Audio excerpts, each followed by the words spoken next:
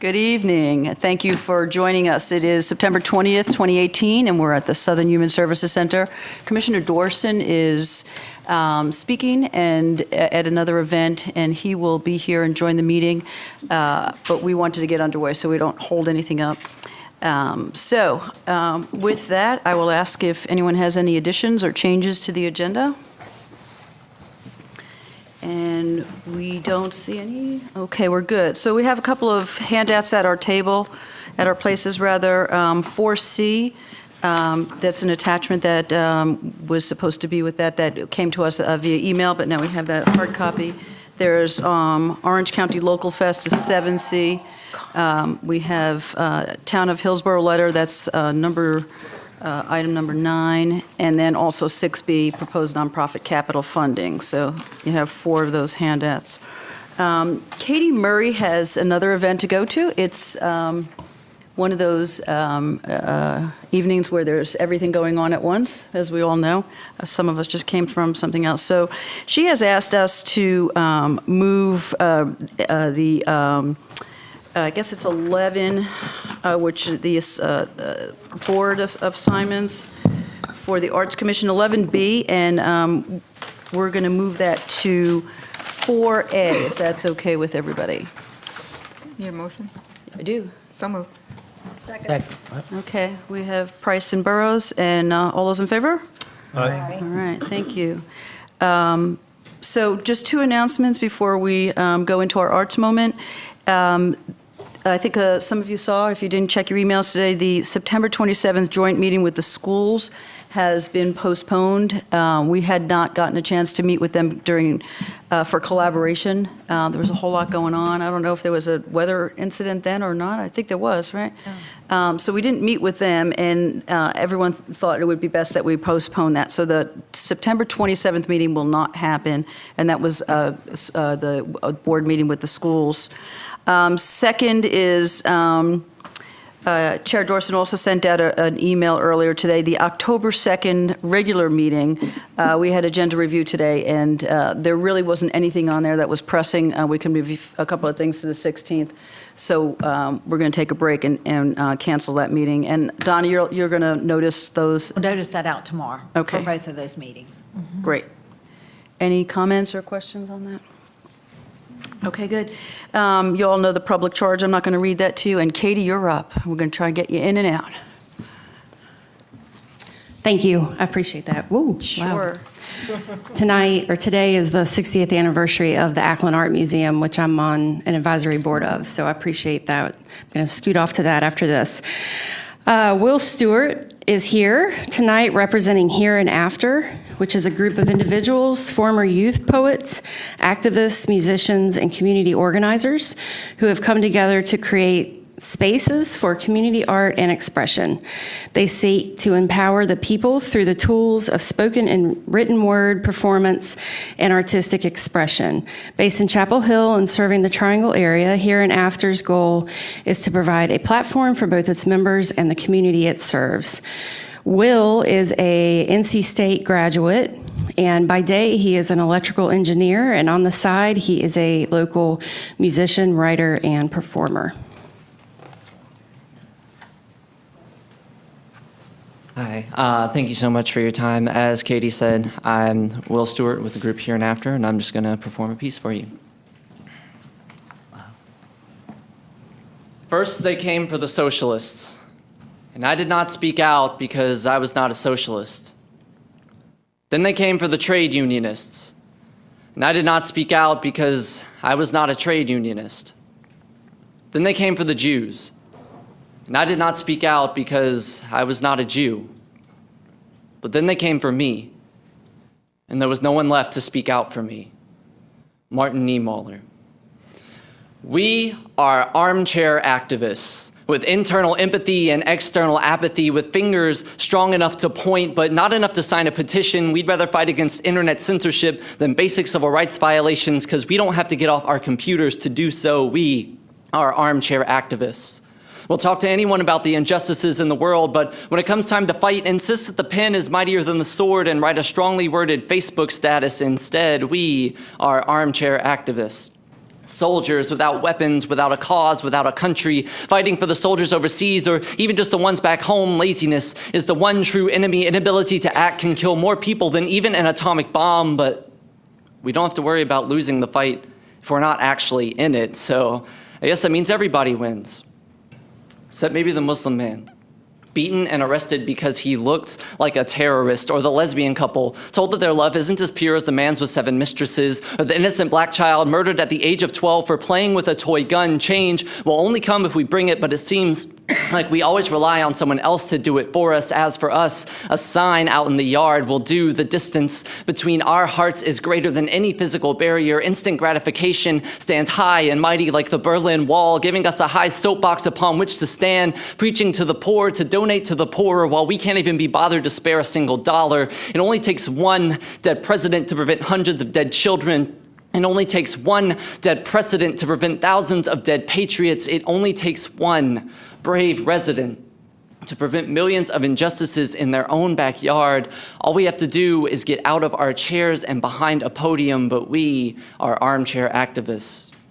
With sympathy in our hearts and atrophy in our wallets, with shoulders strong enough to shrug, but not enough to turn cold in the face of injustice, we'd rather save a few bucks than a few starving children, so we don't have to give up our computers to do so. We are armchair activists. And even though our arms cherish our money, when they come for us, it won't speak out. Thank you. Thank you.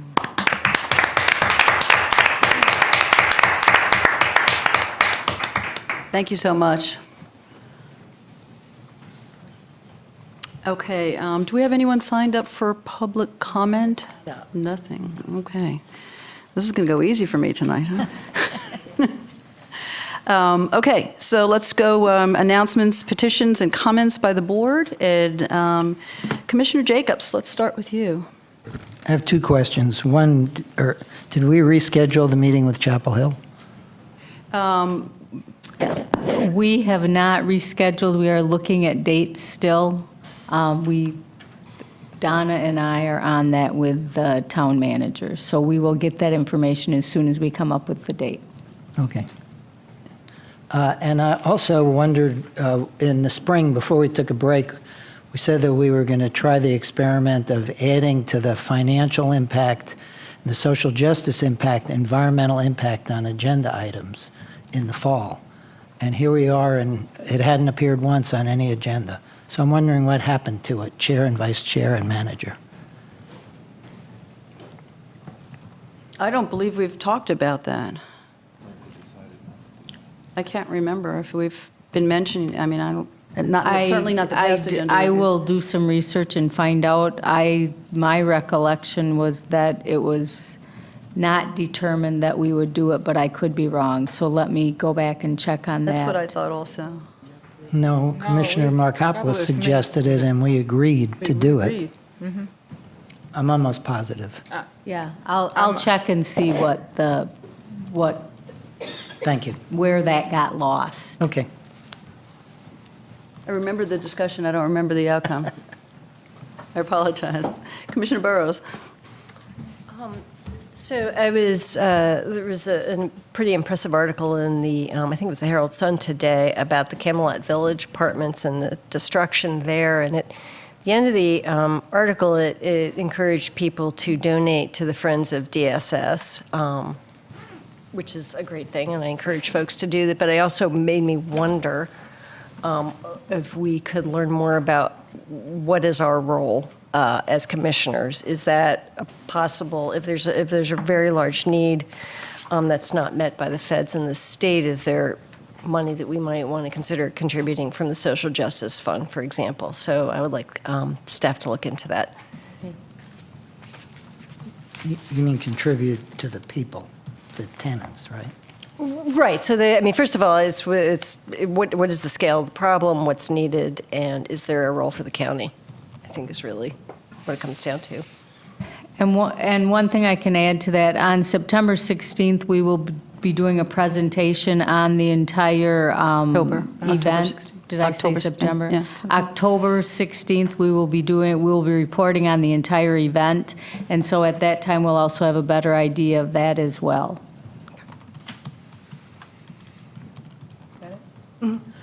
Actually, I was going to address that issue.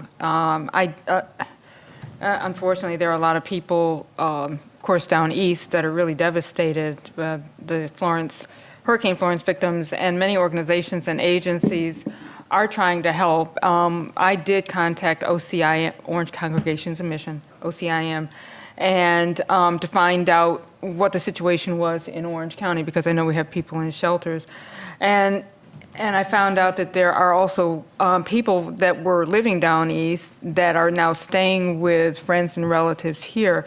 And they're okay right now with food because they can purchase the food, but what they do need are some household items and personal care items such as laundry detergent, toilet paper, and the standard infant or baby formula, so things like that. So there are needs even here as well as, in other places. But I agree, the more we can find out, the better. And I do know that there are also folks in shelters that they're being moved around. It sounds almost like, not here, but in another county, almost like Katrina, and people don't know where they're going, and it's really sad. So whatever we can do. Yeah, and we'll work with Dinah on that because we'd like to coordinate all those efforts so that we know what's coming in, what's needed, and how we can bring that all together. So we'll be working with emergency services on that as well. Okay. In addition, there's a suicide prevention walk in Gold Park on Friday, tomorrow at 6:30. Anyone is invited to participate.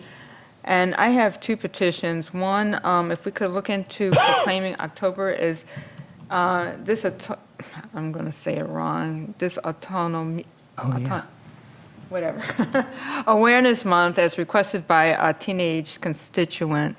I think we all got it in our emails. It's on the agenda for the next meeting. Okay, great.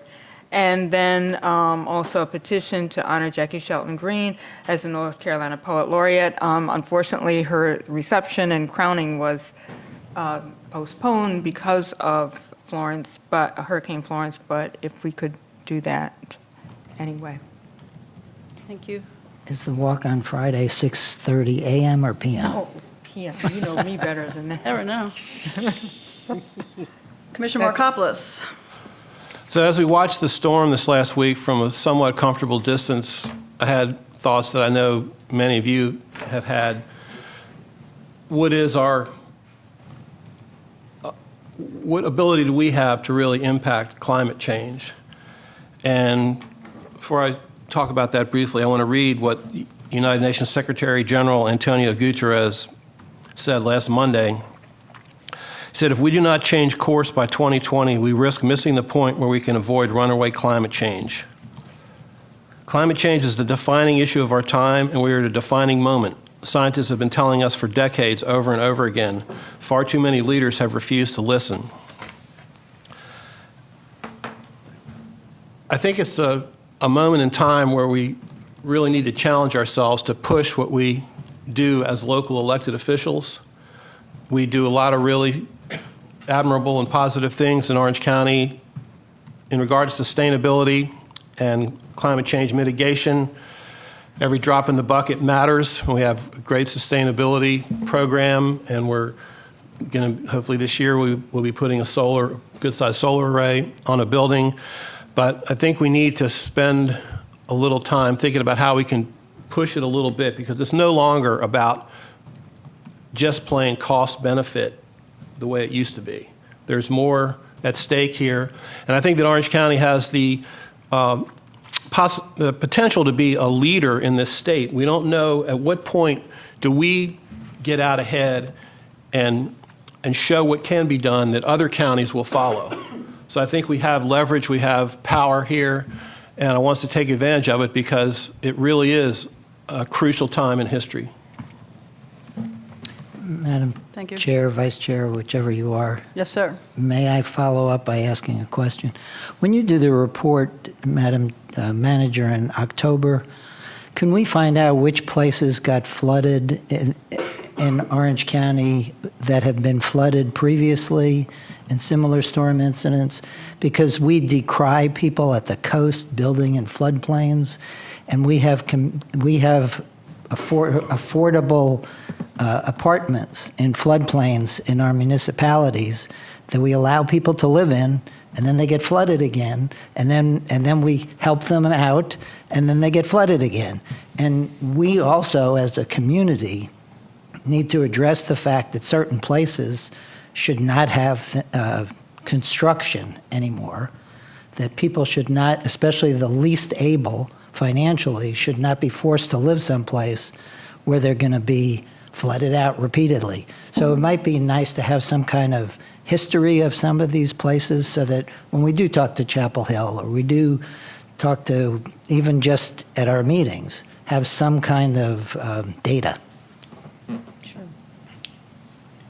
Commissioner McKee? Yes, I'm going to follow up on Commissioner Markopoulos and Commissioner Jacobs' comment about the storm, and also what Commissioner Jacobs mentioned about the folks that got flooded out in Orange County, because in talking with Social Services Director yesterday, also on Monday, I think it was when I talked to her before, we had quite a few people in Orange County that were in shelters.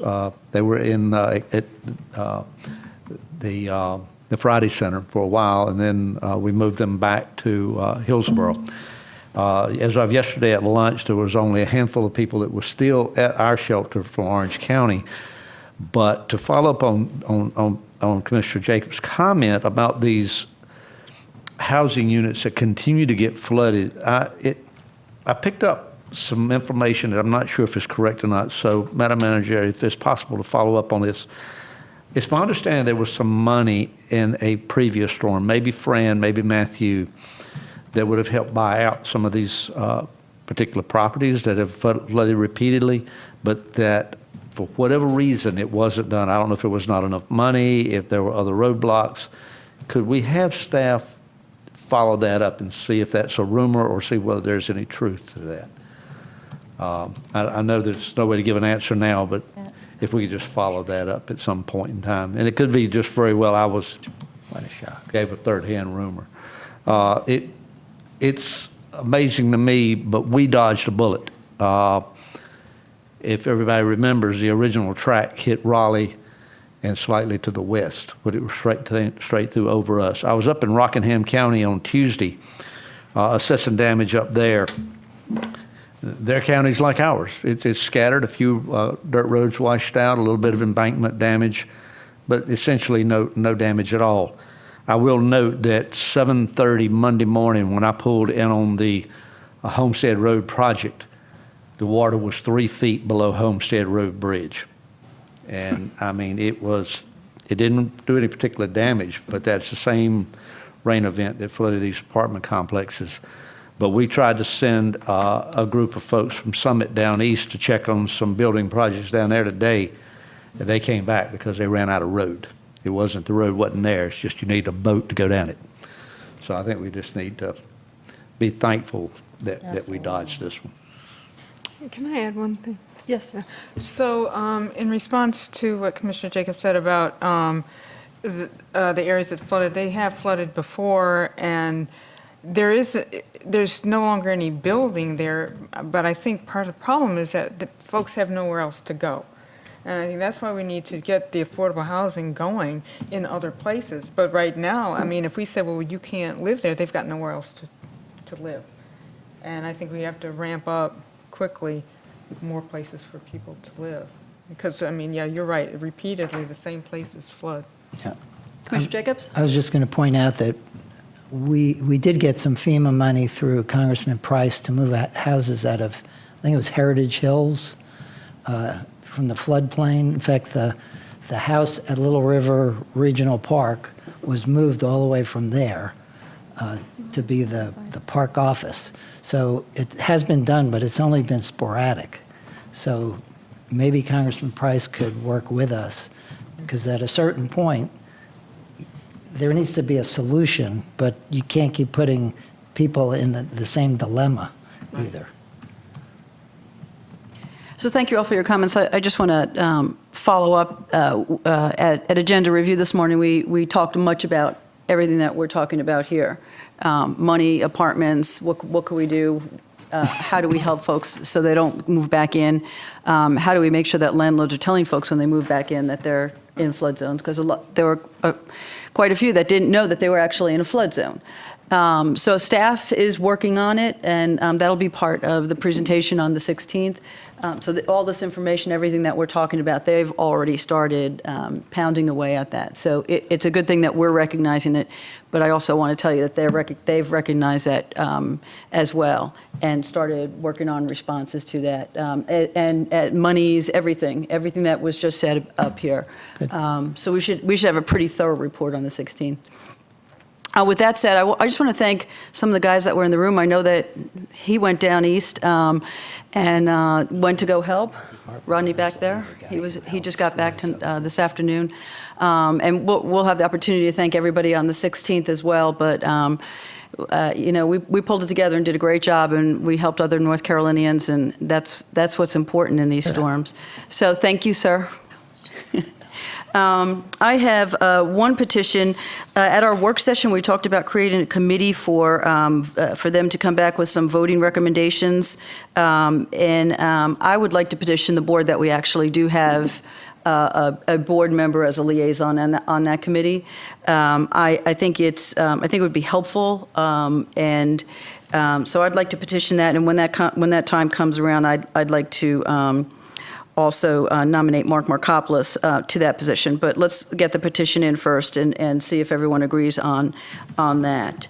Also, I just want to make mention, we are meeting our regular business tonight on a Thursday night, which we normally meet on a Tuesday, but Tuesday was Yom Kippur, so we did not meet. And I just want to say Happy New Year to all our Jewish friends and residents, and hope that they had an easy fast and got right back into the swing of things. I know I did. I was happy when that sunset came, so we were good. Okay, so if we can all just move to 11B. This is the appointment. We have one appointment, I believe, and this is the student representative that Katie had mentioned her board wanted to come up with. Katie, do you want to say anything before we move forward with this nomination and vote on this?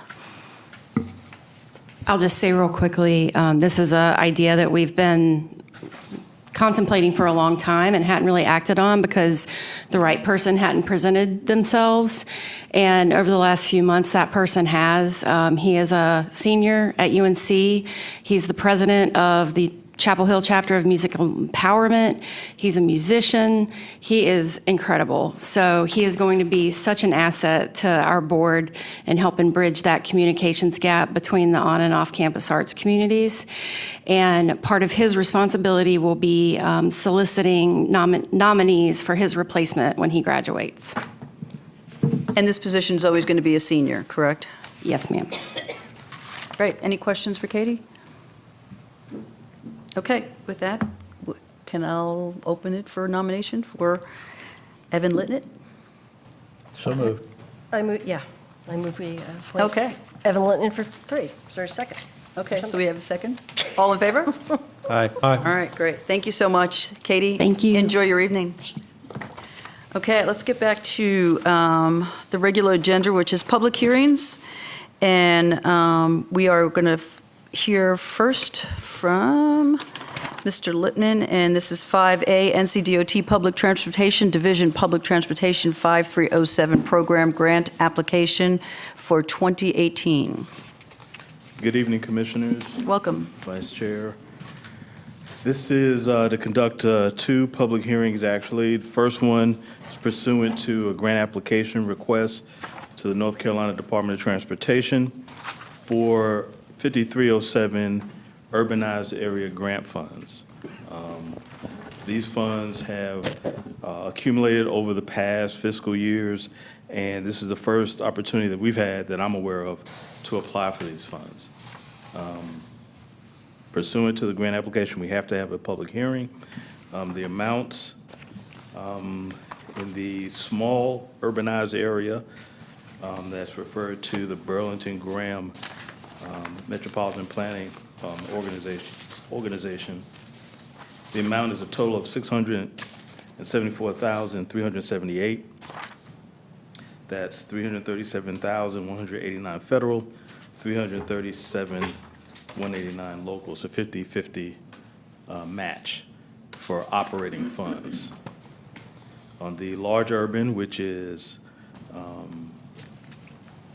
run by the Durham, Chapel Hill, Carrboro Metropolitan Planning Organization, total is $394,776. That's $197,388 federal, $197,388 local. Again, 50-50 match, meaning that these are operating funds. The funds will be utilized to assist Orange County Public Transportation with several key projects. One area is personnel.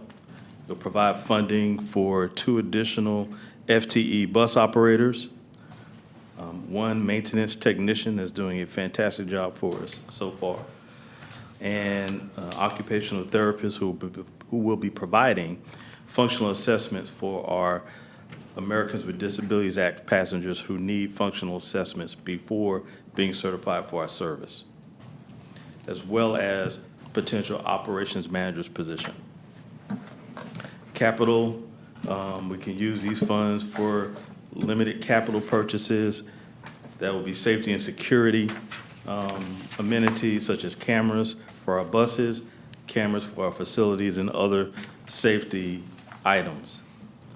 Also to provide for a fare card system that will be utilized to assist us with fare collection activities as we move into expanding our transportation network and providing microtransit. I think that's an idea that we brought before the board before and is currently in the hopper of our transportation planning process.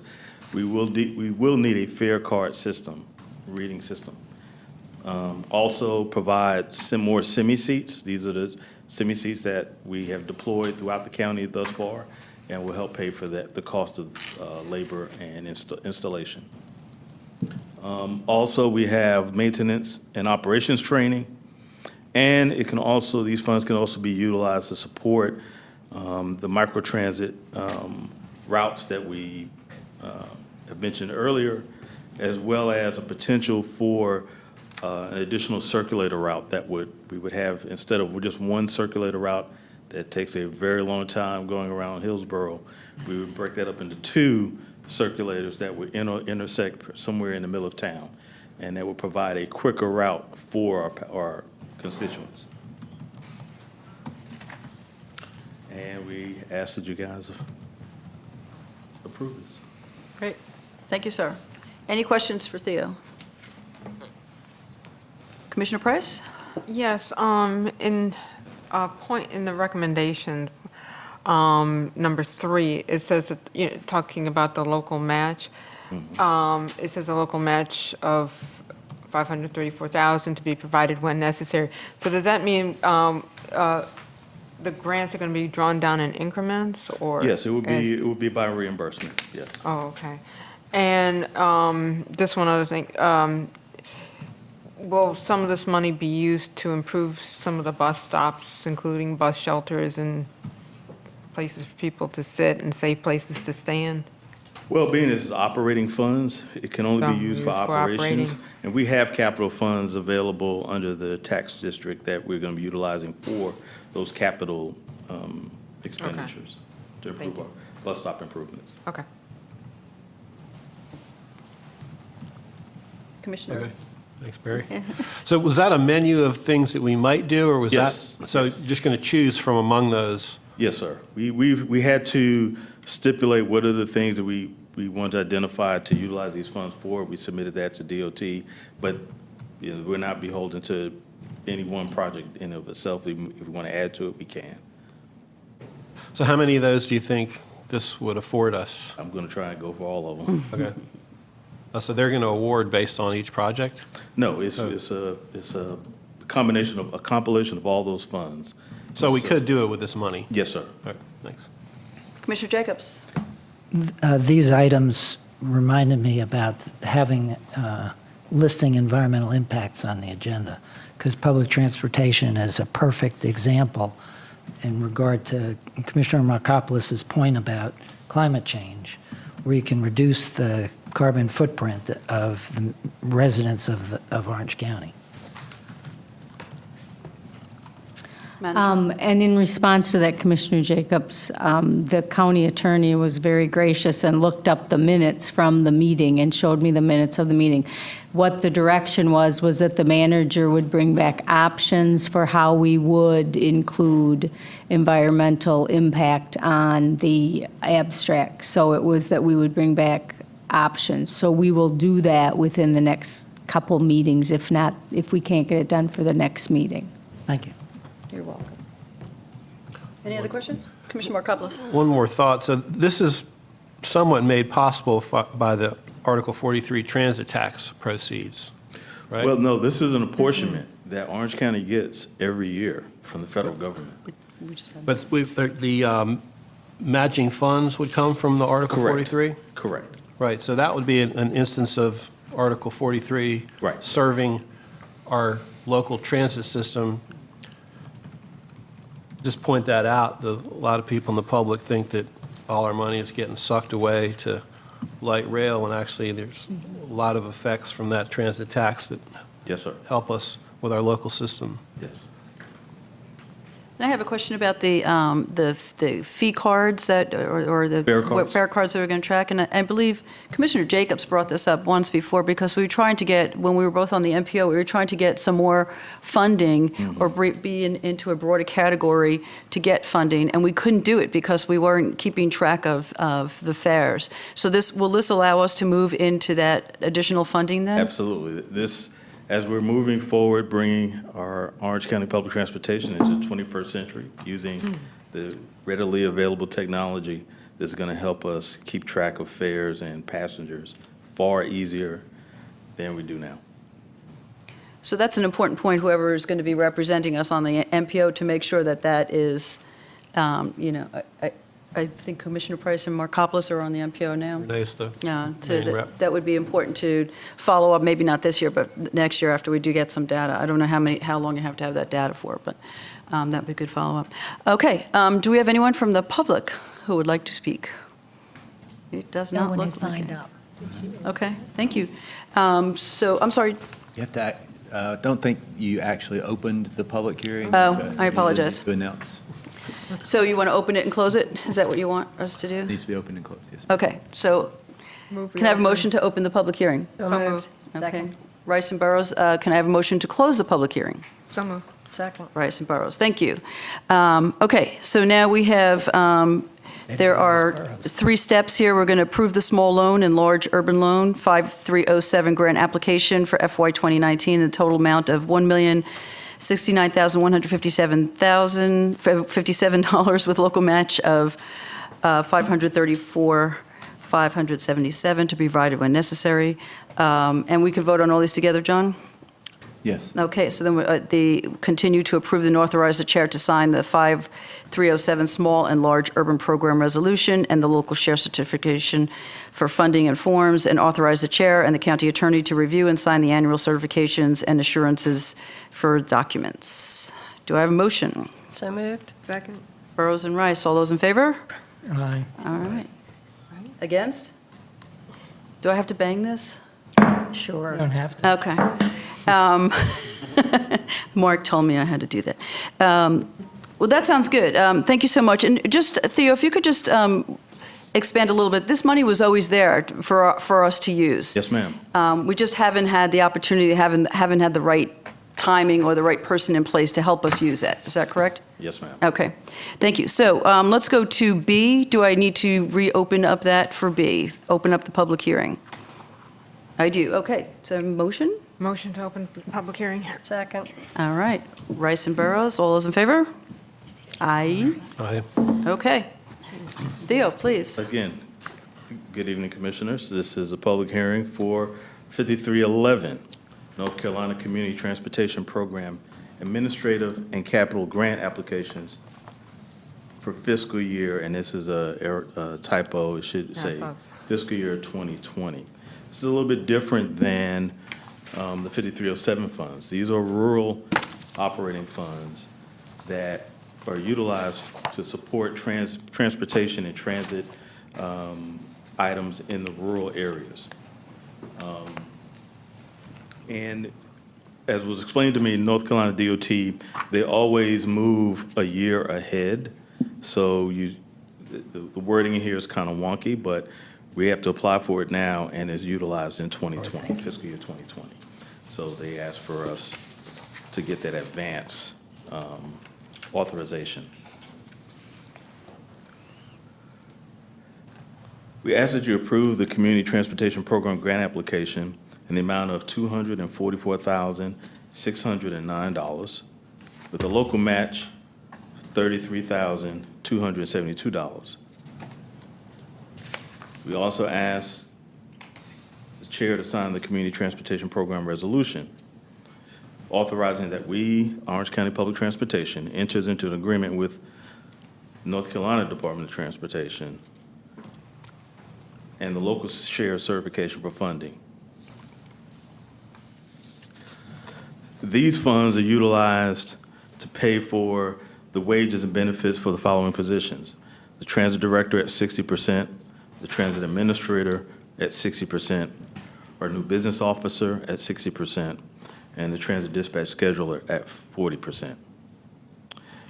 That's on the administrative side. On the capital side, these grant funds will be utilized to purchase one light transit vehicle, or LTV, to support the growth that we are seeing in our area. For the capital expenses, it's a 10% local match, and for the administrative expenses, it's a 15% local match, for a total of $33,272. Okay. Any questions for Theo on this one? Commissioner Jacobs? What kind of vehicle? It would be a 20-foot van, What kind of engine? wheelchair accessible. And what kind of engine? It would be a diesel engine, I believe. And what- We utilize low sulfur diesel that has, is not as impactful on the environment as regular diesel. Commissioner Price? Any possibility of getting an electric? We could. It would mean that we would have to ramp up our infrastructure to refuel it, I guess, every day. Oh, you mean the charging stations? Yes. And we could definitely look into that for future reference. I would imagine the cost would be different also, Yeah. different. Yes. So if those funds could cover that. Any other questions? And is anyone signed up to speak on this? Okay. So can I have a motion to close the public hearing, please? So move. Second. All right. There's a team going on tonight. Price and Burrows. All those in favor? Aye. Against? Okay, so we are being asked to approve the Community Transportation Program grant FY 2019. Should that read 2020? Yes, ma'am. Okay, so that's 2020 in total amount to $244,609. Local matching fund is $33,000, $272. Approve and authorize chair to sign the Community Transportation Program resolution authorizing the applicant to enter into agreement with North Carolina Department of Transportation and the local share certification of fund form. And then authorize the chair and the county attorney to review and sign the 2020 certifications and assurance documents in attachment 2. And I need a motion for that, please. So moved. Second. All right, it's Jacobs and Burrows. All those in favor? Aye. Aye. Against? Okay, thank you, Theo. We appreciate you going after these funds. They've been sitting around for a while, and we have not been using them. Commissioner Jacobs? Yeah, I also wanted to thank you, and to Commissioner Price's point and Commissioner Markopolis's point under board comments, I think we should re-examine the way we're doing our vehicles. I thought I saw Mr. Thompson here. If we really want to talk about our effect on the climate, maybe we need to have the infrastructure to use electric vehicles. And instead of saying, we'll get there, maybe we need to have a plan to start moving.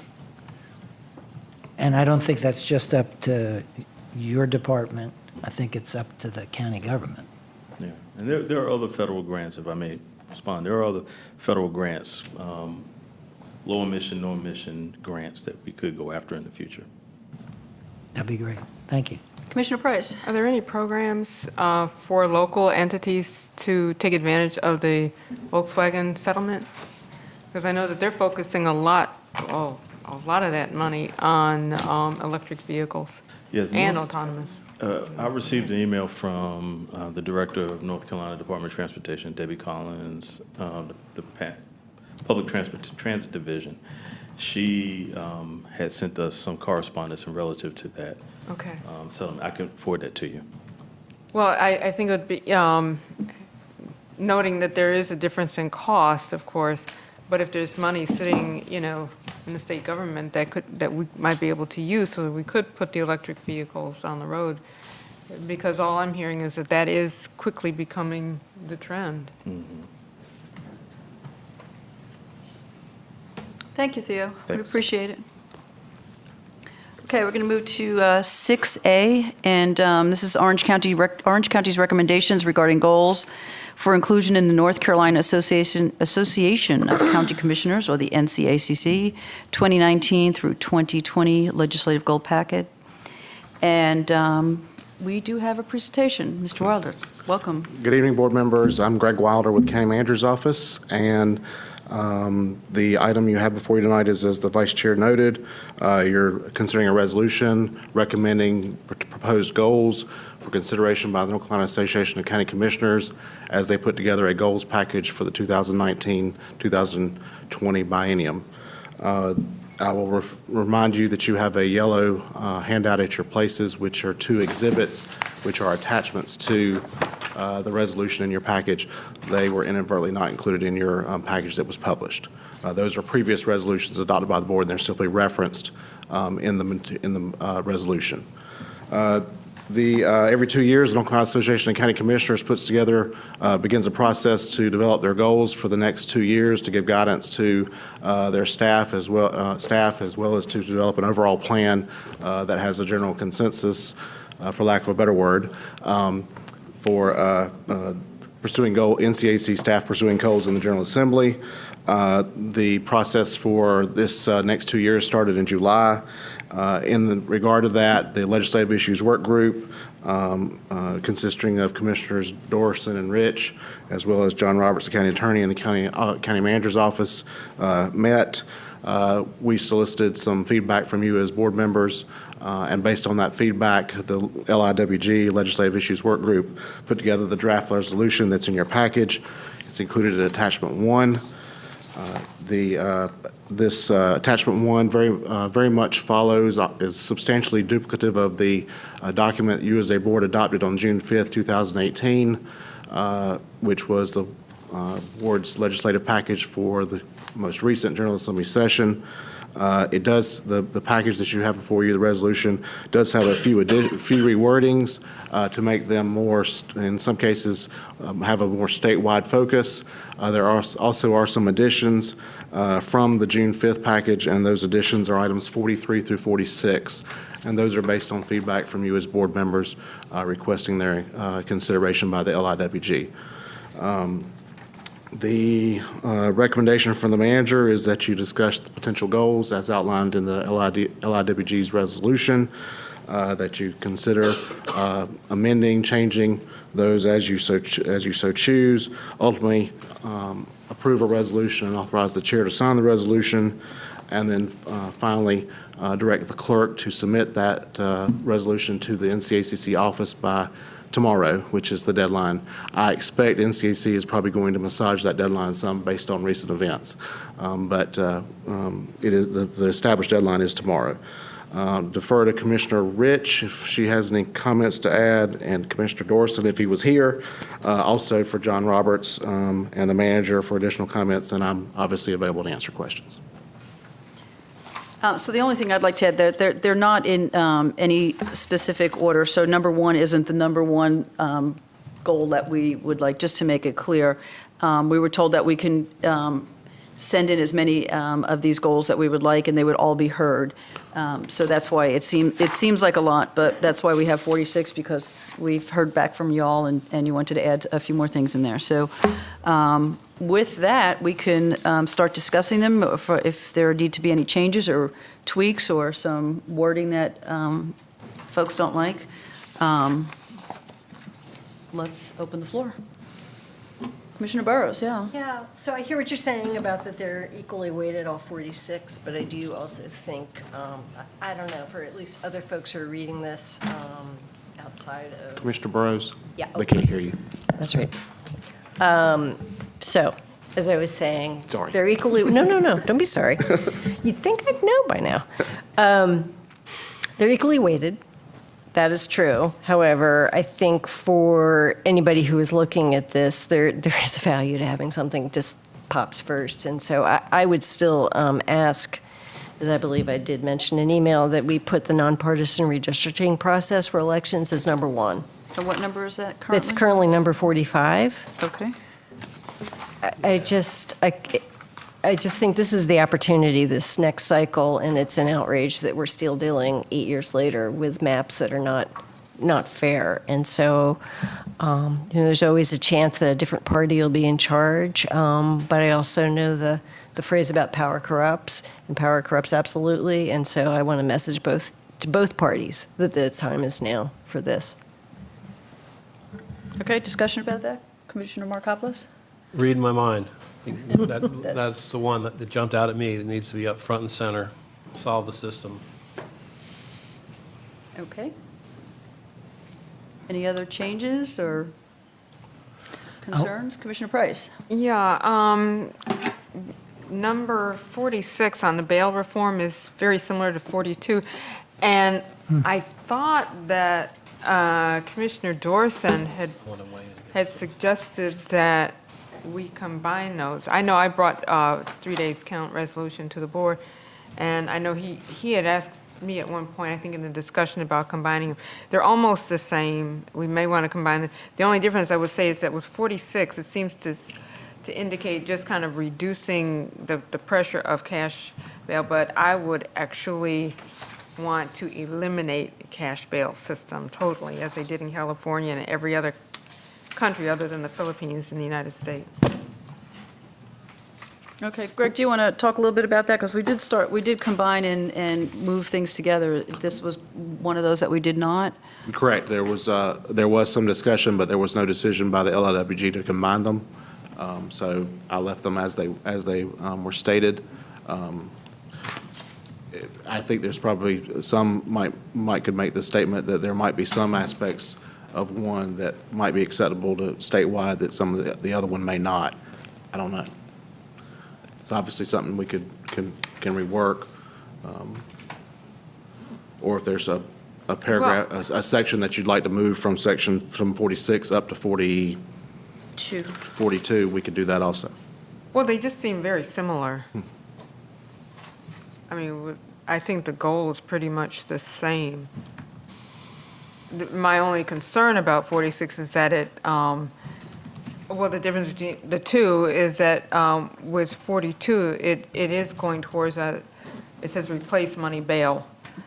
And 46 is, having a judge to consider a person's financial situation when setting bail. Does anyone else want to weigh in on that concern, 42 and 46? Commissioner Jacobs? I think 42 better covers the possibilities, but I do question having a trademarked name because some people may not read much past the trademark. The point that I think we agree with, so maybe we could just leave it in there without the trademark and just say that we support, and then just say what it is we support. And that would be 46 would be subsumed in that. And it would be bigger than bail reform. And we've talked about this some at the Justice Advisory Council. And I think we were going to have another presentation last week when we got whatever it is, rained out, snowed out, hurricaned out. Yeah. And I also wanted to salute whoever it was, Animal Services or Animal Services Advisory Board for number 43, because it's a much more humane approach. I think that some breeds get demonized because idiots train them to kill, and that doesn't mean that the normal dog is going to be in that circumstance, even if they're confined to be trained that way. So I was glad to see that. Okay. Commissioner Markopoulos. So number 26, it's entitled Solar Energy. Solar energy is not mentioned anywhere in the paragraph, which I think is correct. It should be, the title should be renewable energy, and a couple of reasons for that. One, wind is very useful in the state, and it needs to be promoted. It's even, to bust a myth, it's even productive around here. The other thing is I was reading about a study that was done. There was a poll taken to see how people responded to solar energy versus renewable energy. And way more people support renewable energy than support solar energy. I guess they think solar energy is some hippie communist thing, and renewable energy is like market-driven or something. But at any rate, renewable energy is a great phrase that works. Cool.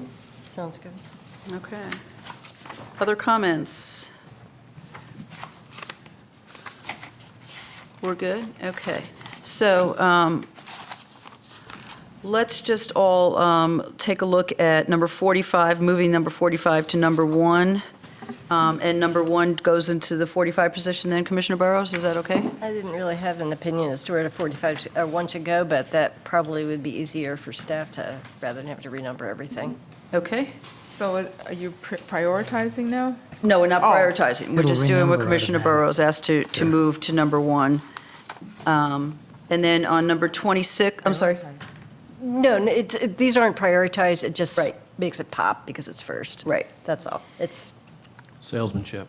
Exactly. renewable, like, as opposed to solar energy. So number 6 is going to, 26 rather, instead of solar energy, it's going to be named renewable energy. Greg, you got that one. And then let's talk a little bit about 42 and 46, exactly what we want. Commissioner Jacobs wants the trademark removed. And I guess, what would that be titled then, Commissioner Jacobs? The intent is bail reform. For that. I'm looking at the entire wording.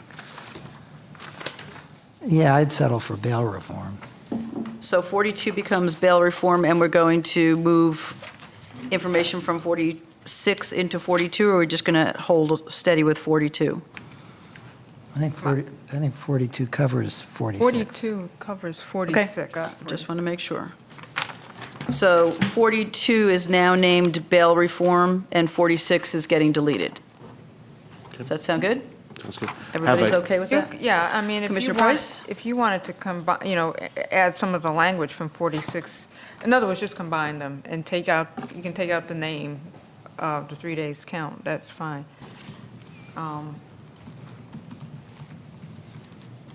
That'll work. Do you need some direction on that, Greg? Just, I've heard eliminate and I've heard combine. I just want to make sure where you as a board are going. Well, when I said eliminate, I was talking about Understood. eliminating cash bail. I got you, okay. And I think that also is the intent of 42. Yep.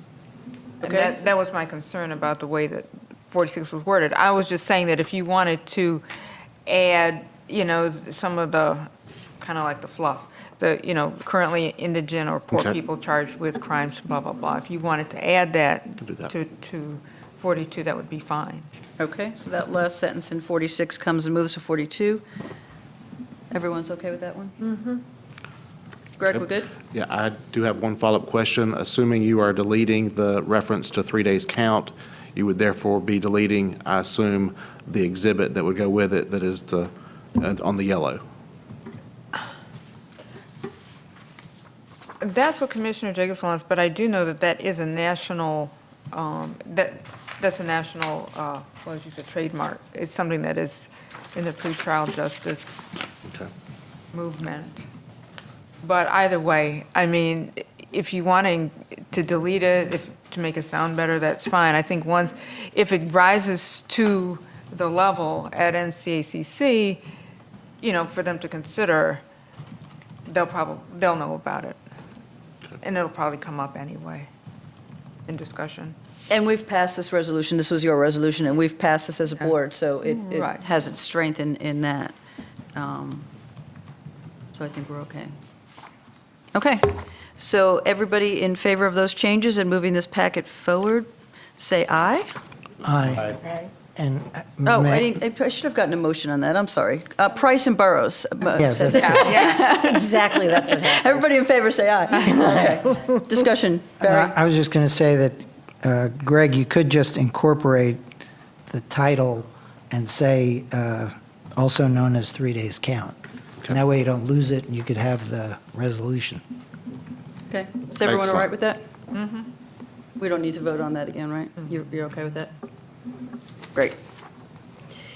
Thank you, Greg. You got some direction, we're good. And these are going to go in tomorrow. As far as you know, they're due tomorrow? Yes, I'll work with Donna Baker, the clerk, to make sure we get it over before 5 o'clock tomorrow. Okay, great. Thank you so much. Okay, we are moving to 6B, and this is a discussion on proposed nonprofit capital funding policy and criteria. And who's going to do this presentation? Gary Donaldson. All right, Gary, welcome.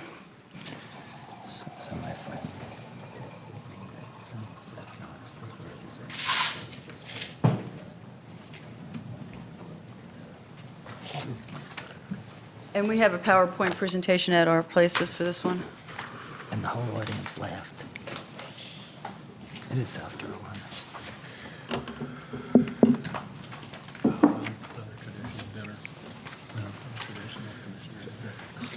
Good evening, Commissioners. Just as a background, you'll recall back at the June 12th work session, you'd asked staff to look into developing capital funding policy and criteria for loans to nonprofits. So what we've done here, and we have an abstract with several attachments that gives more detail. But what we've done, this was precipitated by a pending loan for the Interfaith Council Services, Social Services, in the amount of $100,000. There was also questions as to the towns and whether or not they were contributing towards that loan, and we have not received a positive response from both the towns of Chapel Hill and Carrboro in regards to that. So the structure that we are looking at is similar to an existing community loan fund structure, which is a revolving loan fund. That fund, just as for background, was established in fiscal year 2013 with $100,000 fund balance appropriation, and that was to grant no interest loans to residents to make water and sewer connections. Those loans, per the abstract, ranged from $3,500 to $10,000 with a 10-year repayment. They're secured by a deed of trust.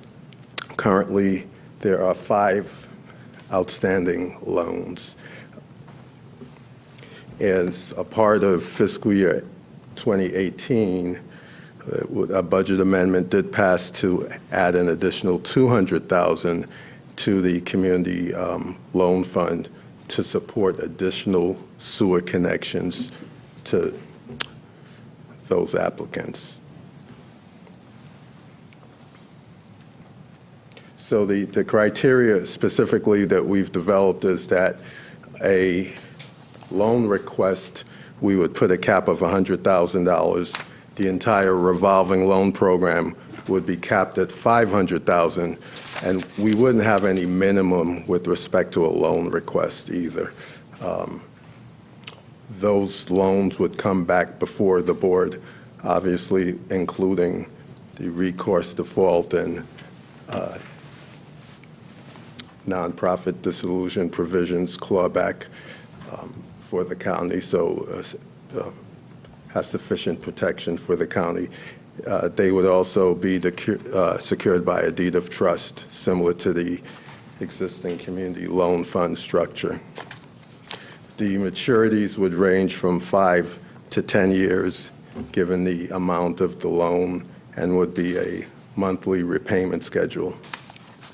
The formal request for these loans would have to come to the county manager, and we would have this on a time frame by November, which would also coincide, with our outside agency processing timeline. The specific additional loan eligibility requirement would be that they would have to be an existing outside agency recipient that had a score of, average 3-year score of 85%. They would have a clean audit, and we would review 3 years of their audited financial statements.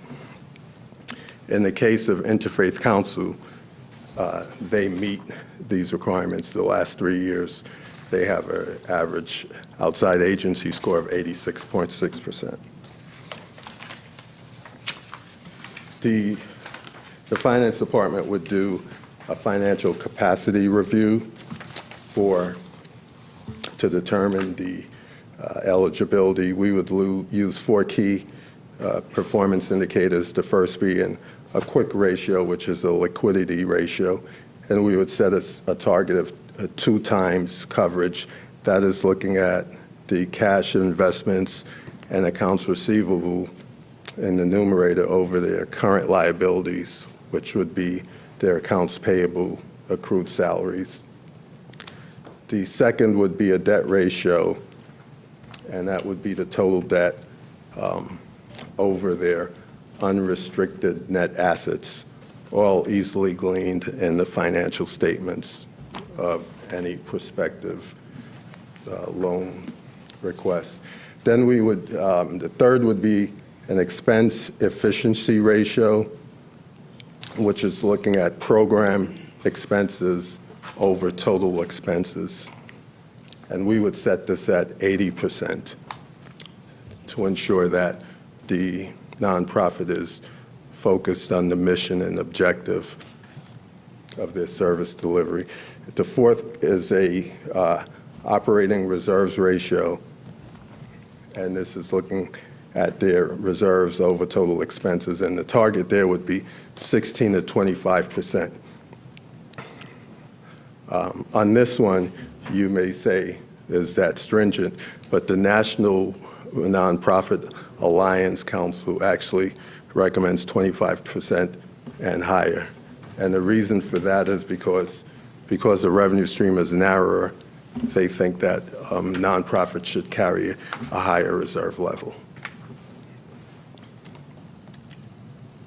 In the case of IFC, you can see in the key performance indicators that they meet all of the 4 ratios.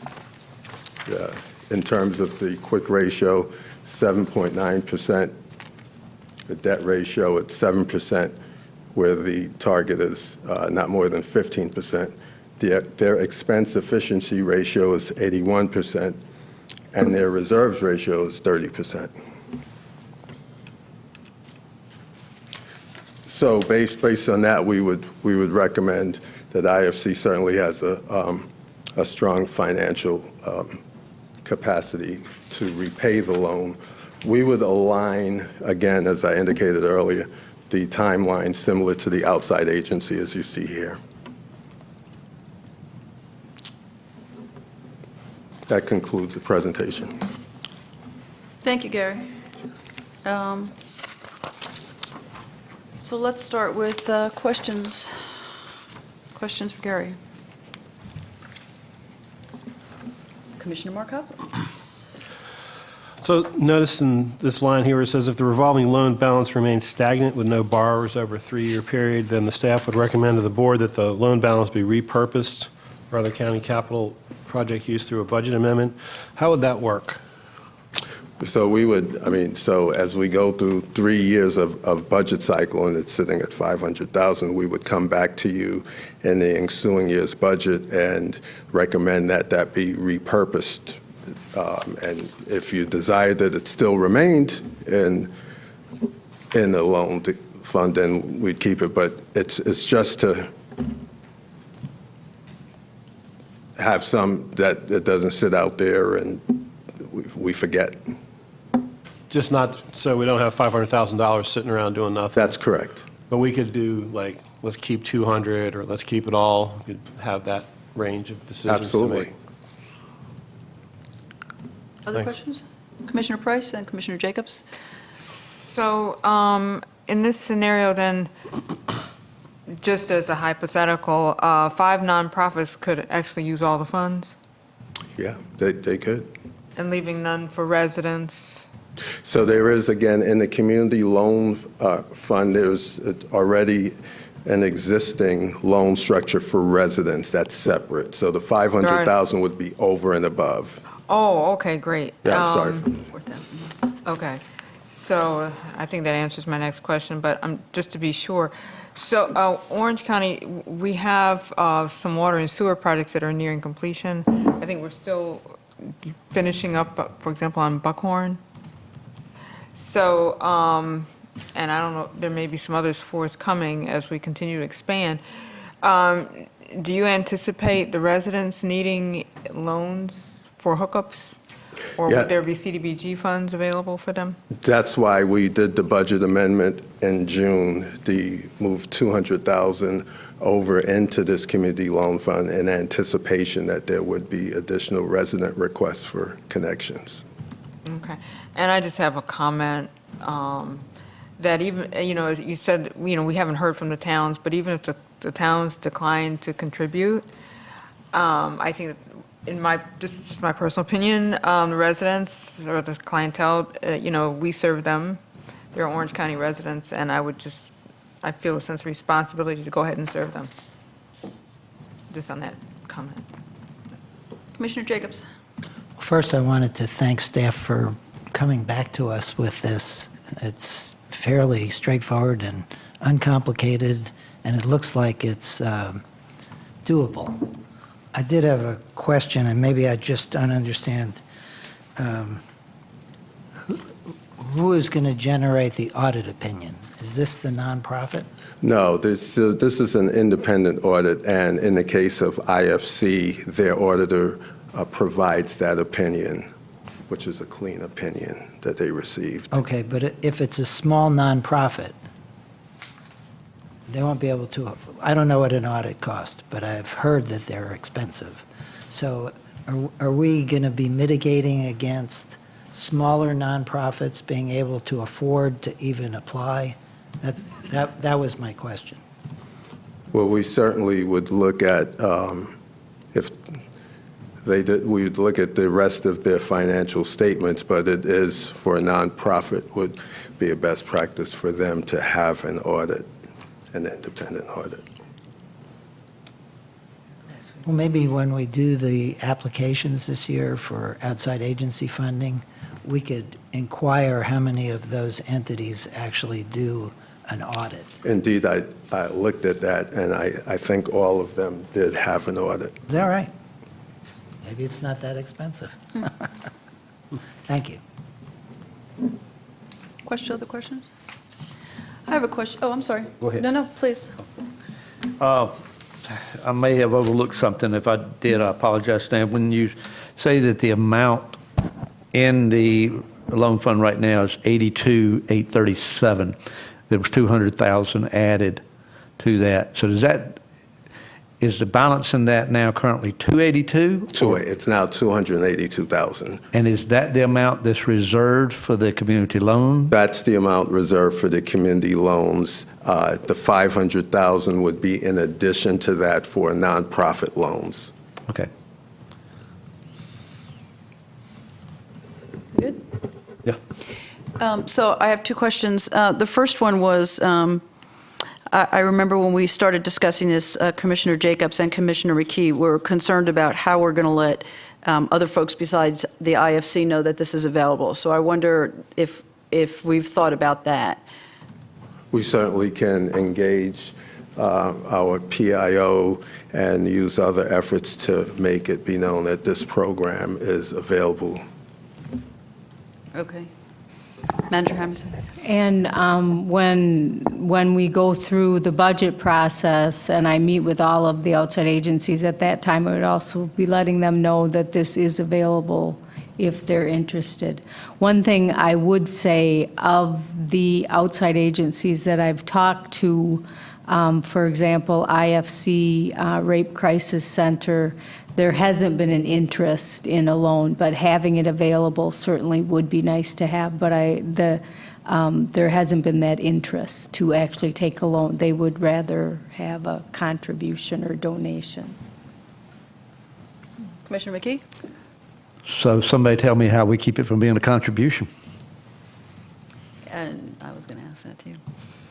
Because that's my worry. That's been my worry all along. If you're going to do something that's going to turn into a grant, then just do the grant to start with and get it over with. Why are we going through this song and dance when in the June 12th minutes, IFC has flat stated that if pledges are made but not received, IFC would ask that this portion of the loan be forgiven. So that tells me that there is at least some thought that there will be a request to forgive it. So how do we prevent that?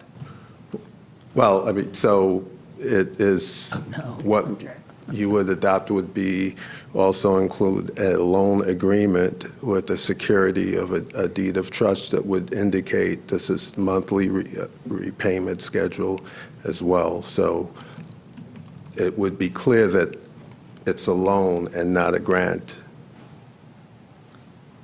But in no way does that prevent this or a future board from making the decision to forgive the loan. That's correct, yeah. Commissioner Jacobs? Well, I did share the same concern, and I think the answer to your question is that the board would have to reiterate that it was offering this as a loan, not as a grant. And the fact that people aren't interested, they're not used to this. This was not available, nor was it even fleshed out. So over time, it's like, I think of this a little bit like conservation easements. We couldn't get anybody to try for a couple of years. And then finally, Mr. Walters decided to try, and he liked getting money for land that he didn't have to sell. And so then other farmers decided to do it, and now we have a highly successful program.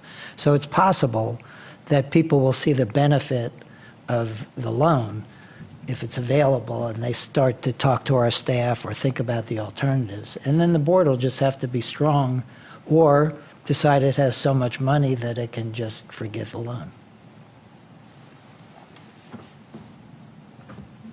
Commissioner Price?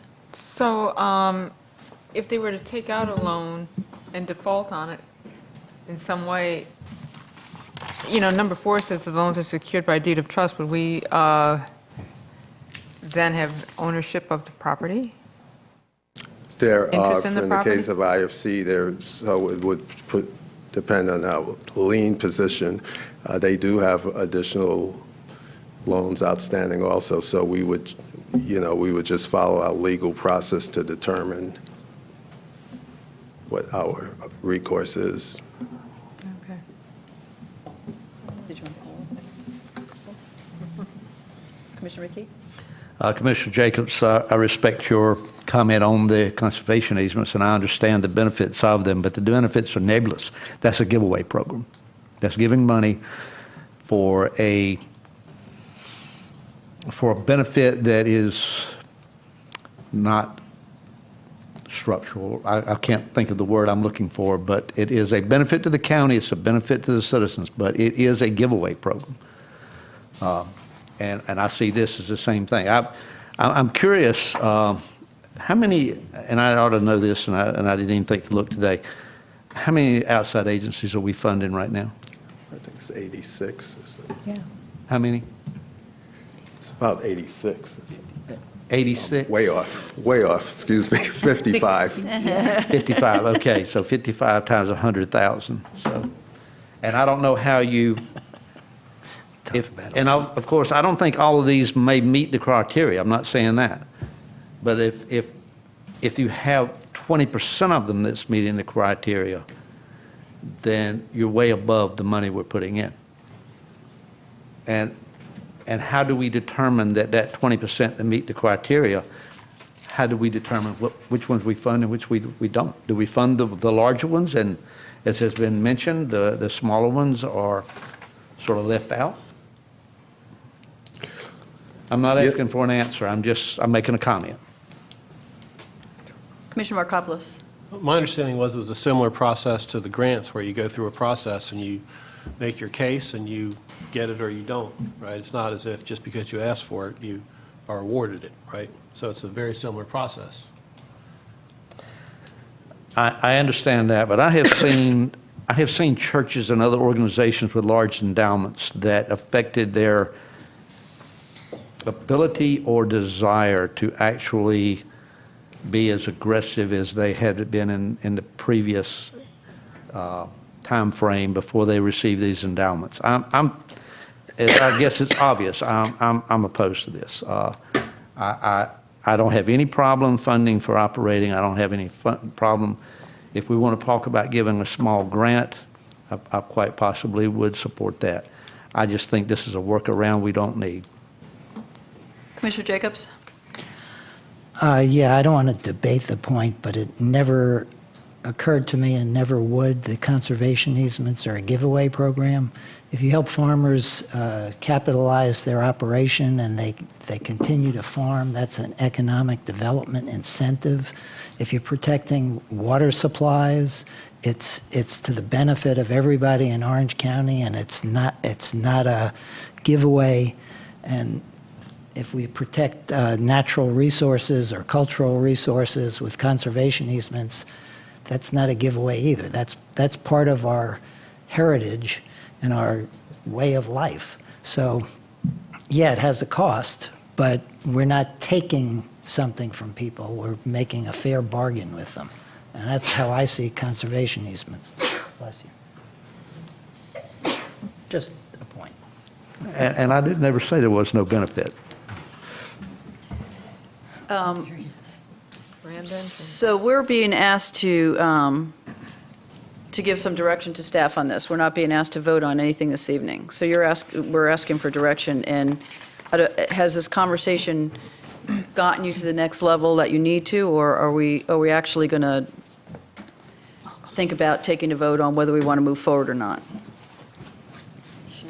So this is an option that was requested by the board, that we bring more information forward on a loan program. There also was the issue of providing a grant to IFC.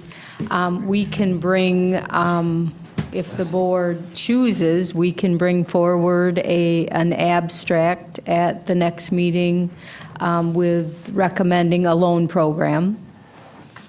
We can also bring forward an abstract recommending using some of the social justice fund for a grant for IFC. So those are two, those would be the next steps, or we can pause and think about where we want to go with this. One thing, just as Gary indicated, Chapel Hill and Carborough did not choose to provide funds to the IFC capital campaign at this time. Okay, Commissioner Dorsey, let me just finish a thought, and then I'm going to hand it over to you, sure. okay? So there, if you go to the end of the presentation, page 11, there is a time frame of what the manager is saying of how to put this in place, so it's time and process. So I think that we need to decide if we want this to go into an abstract next time, or we want to give more direction and have more conversation about it. Commissioner Jacobs. Well, I'd like to give the staff direction to go ahead and at least put this into an abstract for approval or denial, I don't think we need other options. Will do. Okay, sorry, we were just, so I just wanted, Commissioner Dorson is going to take over, but You should finish the item. Okay, all right. So Commissioner Burrows, I'm sorry, did you want to say I was something? just going to say, I agree with Commissioner Jacobs. I think this is something that could be brought back and ready for a vote Okay, without other options. I definitely don't agree with using social justice funds for a grant for IFC because of the fairness issue with the other nonprofits. But this option, I think, is ready to be voted on. okay. So Commissioner Markopoulos.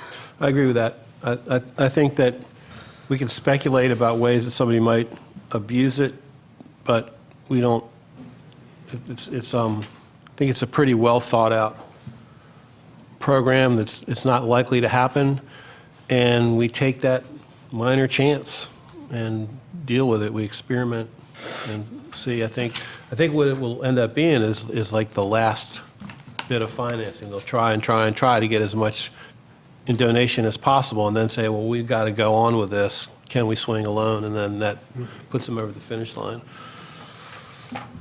Commissioner Price, do you want to join in on that? No, I agree. You agree? With And what's been Commissioner, said. I'm sorry, No, go ahead. Commissioner McKee, we know where you stand on this, so. I've already had Unless you my- would like to say it again. No, I've already had my say. I'm good. And Commissioner Dorson, how do you feel about moving forward with putting this on the agenda? Well, can you just quickly summarize what it is? So we're going to, it sounds like everybody, it's like they will set it up as a potential loan. That's correct, yes. And so the idea of giving a grant has been taken off the table by the majority? It seems as though that is the direction. The manager did offer to bring back what that would look like, though, as well, so. Well, I would just say that The attorney. I was just going to, just asking the manager, and she said, ask you, it sounds like you're all in favor of this. I don't know that it needs to be brought back. I mean, You could take action this evening. staff could proceed with this, and we have loan documents that we use in other loan programs, so developing that would not be difficult, and this could get started. Well, I would be in favor of pursuing a policy about grants, but clearly that doesn't have the support of the board. I mean, if somebody makes a social justice, if they apply for money from the outside agency fund, they can ask for money for rent, right? Mm-hmm. So they can ask for money for rent. It's the same thing, and so I don't, whether that could be part of the, so I don't know, but I just don't think. I understand the point that we had to ask, this question had been asked before by another organization, and we decided not to do it at that time. And now it's come up a second time, and that's how policies change. We recognize that that maybe our blanket policy is not appropriate. And if there was support to doing that, I would encourage that group to come forward again. I just don't think. I think it's I don't see a real difference if we're already willing to fund rent, right? So you're saying if you rent the building, you could come in every year and get money for your rent from the county. But if you own the building or if you buy the building, you can't do that. That doesn't make sense to me. So I wish I had gotten here 5 minutes earlier, but I think we should take a broader view of it, and I'll support going forward with this, but reluctantly, because I don't think it's a great compromise. Oh, you still have I said Well, to the end of the item. Okay, so Commissioner Burrows and Commissioner Price. So I would make the case that rent and owning are different. Among other things, rent gives organizations that grow and thrive flexibility in a way that owning doesn't necessarily.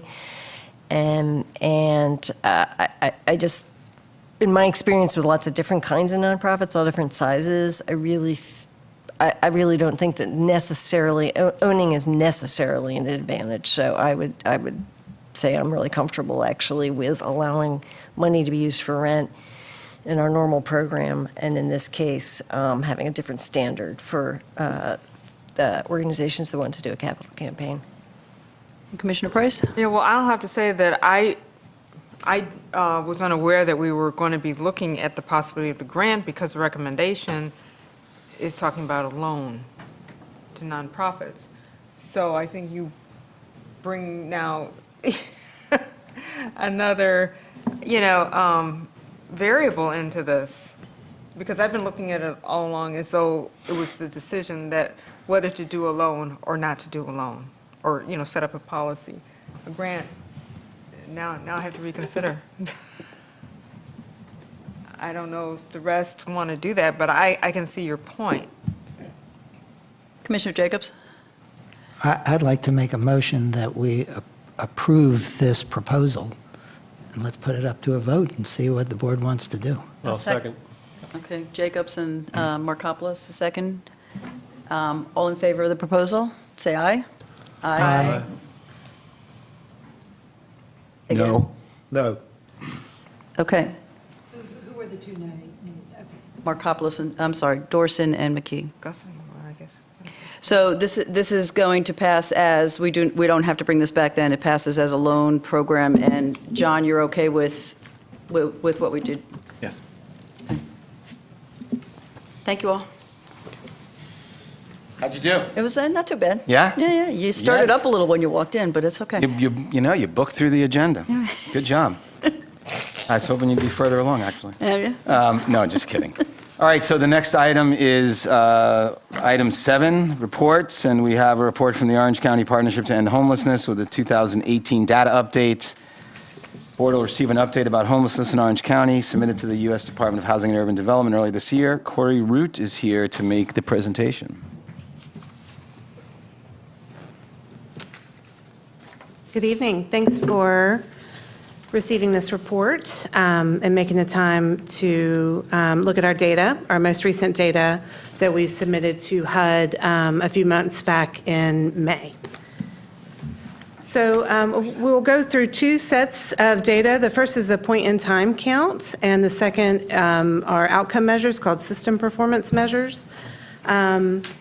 So the point-in-time count takes a snapshot of data just on one night. We've been doing the point-in-time count for quite a long time, since the 90s.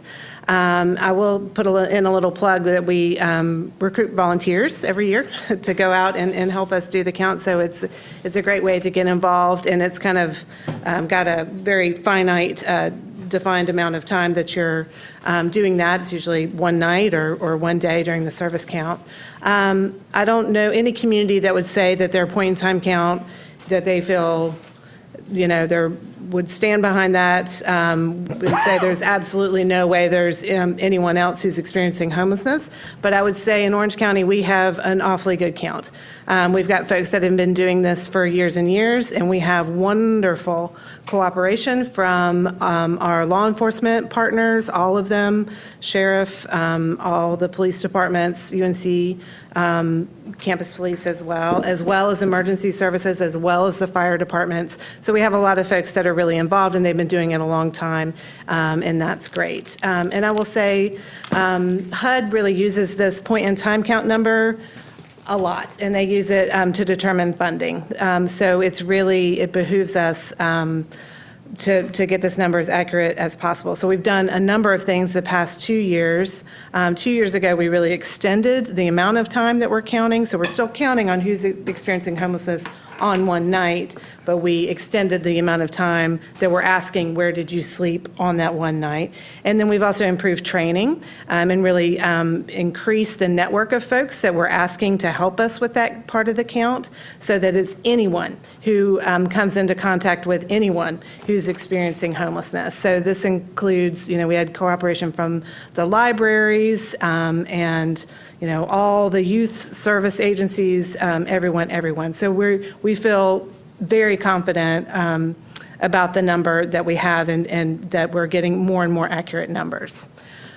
But that being said, our numbers are up, and that's not great. So we've had a 13% increase since 2010, and also the largest unsheltered count on record. So on one night, and the night was January 31st of this year of 2018, there were 152 people in our county experiencing homelessness. 39 of those were living unsheltered. So this is particularly stark because both national and state averages are going down, and we want the numbers to go down, but our numbers are not going down. Our numbers are going up. So overall in the United States, there's a 13% decrease in overall homelessness, 47% decrease in veterans homelessness. So there's been a very targeted effort from the VA and also a lot of dollars from our friends at the VA that really looked at ending veteran homelessness. And in North Carolina, we've seen similar decreases, 26% overall decrease, and then 31% decrease in veterans homelessness. But here, both of our numbers are up, right? So we have a 13% increase, and that represents 135 to 152 folks. And then that 200% increase in veterans homelessness looks pretty alarming, but our numbers are so small that we can have some things throw off pretty easily. So that's going from 4 to 12 people. And when we look at the subpopulations, we'll talk about that a little bit more. But I wanted to particularly point out that we do see racial disparities in this number, and it's something that we're very concerned about and addressing specifically in our plans to end homelessness and in our work to end homelessness. So in our county, generally 12% African American, but in the population of folks experiencing homelessness, 46%. You know, and we're not really surprised because there are definite historic issues for this that are particular to housing and folks being able to access loans for housing, redlining, all of that kinds of things that are specific problems and contributors to someone experiencing homelessness, as well as overall systemic racism that would affect someone's access to income and then also in, you know, generational wealth and that kind of thing. There are very particular reasons for this, but they're also, we know that we can't end homelessness without addressing racial equity at the exact same time. So looking at that special populations, the number of veterans has hovered right around 10. It's 12 last year.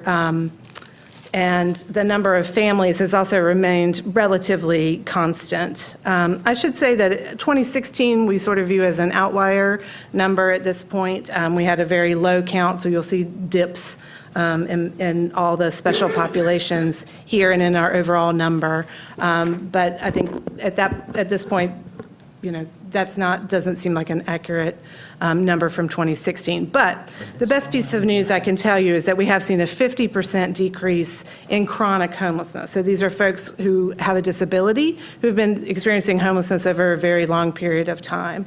And this number does feel real to service providers, to folks who've experienced homelessness, and everyone familiar with this work. I would say there are two real reasons for this decrease. One is that we've concentrated the bulk of our federal funding in a program that's specifically designed to address and give housing and services to folks who were experiencing chronic homelessness. And the second is that we adopted quite early in 2012 this national best practice that now our friends in Durham and Wake and whatnot are coming online with, which is really having service providers come around the table, and we actually meet in this very room every month. And we have a lot of folks. We have great collaboration with our service providers in Orange County.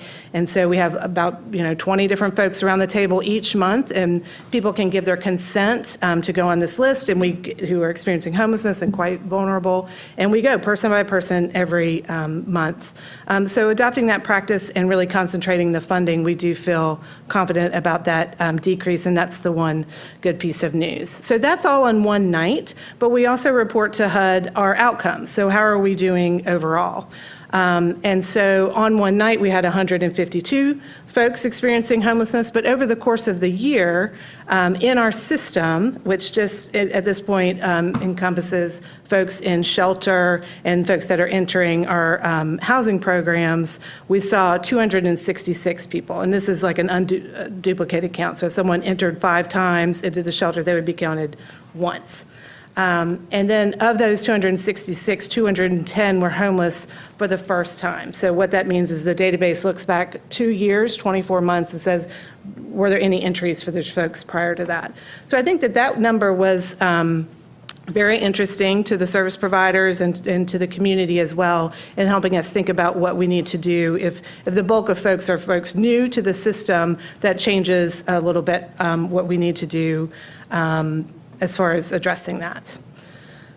The most important number that HUD has said is average length of time homeless. They say if you look at anything, look at average length of time homeless. And HUD uses this set of numbers that just includes the exact episode as their number. So, but in our community, talking with service providers, they also measure when did you first start experiencing homelessness, maybe not when this shelter stay started, but when did you first start experiencing homelessness? And service providers felt like those numbers actually did a better job representing what the actual average length of time homeless looked like in Orange County. So what we're reporting out on our infographic, average length of time homeless, 295 days, so the better part of a year, and the median at 151. So what that's saying is we have some folks that with big outliers, right, with very long lengths of stay that are pulling up that average. If we're just looking at the episode that's starting right as someone enters the database, we're looking at 137 average nights, and that's up from 114 nights last year. So again, we want that number to go down overall. Another thing we report on are the exits to permanent housing, how many people are exiting our system into permanent housing, and that number is up from last year, 29% last year, 35% this year. So we want that number to go up, that's good. And then how many people are retaining their housing who are in permanent housing, and that stayed in the very high 90s, so we're happy with that number. Another really good number to report is that of the folks that are exiting, how many people are returning. We want, again, that number to be low, and the number has decreased the last 2 years. So at 6%, that's a very fine number for returns. We want it to be 0, that would be great, but it's down from 10% last year, and so there's definite good news there. And I just really want to connect all of this with our numbers increasing, that you might remember, this might look like a plate of spaghetti, but this is our system map, and as part of the map, we did also a gaps analysis, and those are the items listed in pink.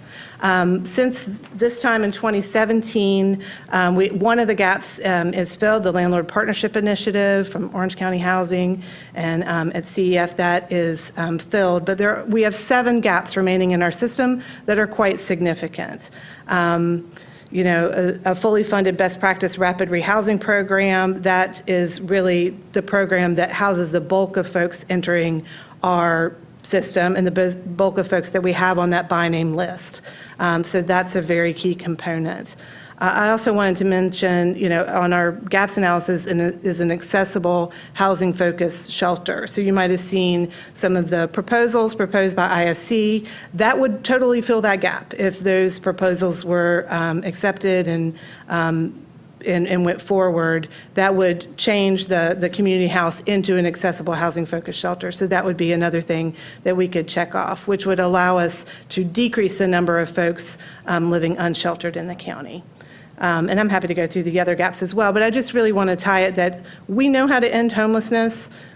We know what we need to do. Other communities are doing it. So it is possible to reverse the direction of these numbers overall. Great, thank you. Are there questions? Mark? So looking at the page with the 6% on the left about transitional housing and permanent housing, so it's like very successful, right? That once people get into housing, they're in really good shape, right? And so do we know what the relative costs of providing a house, just giving somebody a house versus the cost to the community for all the services and attention that they need out on the street? Yeah, so we have not done that number for Orange County, and I have it on my list of student projects to ask our friends down the road at Carolina to try to get some very specific Orange County numbers. But we have those numbers from many other communities. And what folks find is that, especially with folks that are very high utilizers of services, which that's a lot of our population, especially a lot of those 39, 40 folks that are living unsheltered at any time, they are costing our community as much money, or in some cases more, through hospital stays that are unreimbursed through Medicaid or any other source, and through the court system, transportation from emergency services, those kinds of things. It costs more money to just continue to let that happen and let people experience homelessness than it does to provide housing and services through either permanent supportive housing or rapid rehousing programs. And depending on the person's vulnerability, they would qualify for one or the other of those. So it is actually more cost effective to house folks than to let them continue to cycle through homelessness. So is that something that we're aiming toward? Yeah, I mean, that's part of what it would mean to end homelessness, is that no one is waiting on housing, right? So for all of those 152 people, there's no one waiting on housing. Right now, we have 70 people on our list, that by name list, and there's some folks that have been on there, for years, and that we're really working on housing, but there's no solution. So when we've ended homelessness, no one's waiting on housing, and we're able to get folks into housing very, very quickly, on average 30 to 90 days. So instead of our average length of time homeless at 137 days, we would be looking at 30 to 90 days average length of time homeless. And then we're preventing homelessness whenever we can as well. What might be an interesting number would be just what it costs the county, apart from the hospital and state troopers and whatever else, right? Just what it costs the county. Because if we were to decide we were going to provide the housing, we wouldn't be able to go to the hospital and say, hey, you should give us $600 for this, and Other communities have done that. Yeah, well, I mean, you could try, but it'd be interesting to know just what the county cost is, and Okay. then take it from there as a benchmark. Penny? So thank you for this. There's always so much going on, numbers and data and all. You're not the chair anymore. I am not the chair Okay, anymore. I thought you were going. Yeah, I am the Sorry. vice chair. I'm not going out I was of trying to order. help. He called me.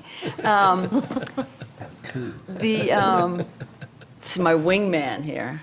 I was wondering, I volunteered for the IFC for a very long time in the kitchen, and there were actually some folks that were homeless that didn't want to stay in the shelter. They came for food. They left the shelter. They didn't want to stay in the shelter, but they also didn't want to they wanted to be outside. I wonder if we know what percentage of folks in Orange County are, in that situation where they'll come and eat, but then they don't want to have anything to do with it afterwards. Yeah, and so for that group of folks, I think traditionally the approach was sort of like, well, and we hear this a lot, they're quote unquote choosing to be homeless. Those folks are choosing to be homeless. And the way that HUD is really in the midst of a huge systems change with the Hearth Act, and also the way we're really trying to increase our system to be more trauma-informed, we're really flipping that question on its head. So whenever anyone talks about someone choosing to be homeless, we really sort of stop to re-examine and say, well, in fact, what these folks are doing is choosing not to come to your program. And if your program is set to serve these folks, and these folks don't want that, the question now that HUD is asking is, what's going on with your program, not what's going on with these people. And so study after study after study show that, if you give folks housing, that is housing first, that does not have any barriers attached to it as far as requiring sobriety or income or any of these other barriers that folks put up to that. If you give folks that kind of housing and very high quality case management, you can house a lot of folks, and people will take that option over and over again. And also, if you have a street outreach program to connect to those folks who are living unsheltered, that's another one of our gaps currently, but we've had that before. We've had really good success with that. But we've seen that in Orange County as well. I think that there are a number of folks that 10 years ago, people would have said, well, that guy or that gal, they're unhousable. That's never going to happen. They're going to be on Franklin Street forever. And in fact, lots of those folks are in housing. Yeah, thank you. That's very good. Mia? So we talked quite a bit earlier, Mark, about just in the comments about Hurricane Florence. And so I wanted to give Corey just a second of sharing reflections on what it means the community to lose the stock of relatively affordable places that we have at Camelot Village, because it's just a real conundrum there. So I was curious if you had any thoughts about that. Well, I don't envy your position to make those decisions. That does seem really hard. And I will say, we house a lot of folks in Camelot. We do. But at the same time, is that fair? I mean, that then this flooding perennially happens. I don't have an easy answer for you other than say we absolutely house a lot of folks there. So they come off the lists that you have and they go to Camelot Village. Is that literally we, meaning the partnership and the partners do? Yeah. That's right. And so most for the HUD programs, at least that we fund, which we have about $800,000, all of that is scattered site funding. So they're vouchers, like a Section 8 voucher. We also partner with affordable housing developers to try to, advocate for spots in those places like Greenfield Place, and we've done really well. So far from that list, we've housed 32 people this year. So that's an increase from 24 in all of last year. So we're really on a tear this year and feeling great about that. And also from our partners at Housing with the Section 8 vouchers, that's been a huge, wonderful thing. Yeah, but it's all site-based. I'm sorry, not site-based. It's all scattered site. So we're using apartments in the community for the permanent supportive housing and rapid rehousing programs. Thanks. Other questions? Were you raising your hand? My finger. Okay. Yeah. Well, you were seeking to be recognized, is what I meant. Yes, thank you. Yeah, go ahead, Mark. So were there any identifiable climate refugees from Matthew? From Matthew, not from this most recent hurricane. Yeah, but I was just from- thinking maybe too early. My next question was from Florence. Okay. Maybe too early to tell, so I was just curious if there was any history of identifying people who are climate refugees that just came inland. So from Matthew, I don't think that we had the coordination in place as well to that I would be able to say that at all. What has happened, historically is that FEMA's been pretty siloed and HUD has been pretty siloed, and there haven't been much overlap. I was on a call this morning, a statewide call with all my counterparts all across the state. So all the HUD folks with FEMA folks trying to get some coordination going in the midst of while we're still sort of in recovery. So it seems like that they're at the federal level, they're really looking for that cooperation, and they're bringing in directly lessons from Louisiana and Katrina and from Houston last year with Harvey, already talking about housing and how we're going to address this. So I think we'll be, this time next year, be able to talk more about that specifically. So what's the priorities going forward? Is it filling these gaps that you identified, and how will that happen? There'll be something in the budget, in the proposal? What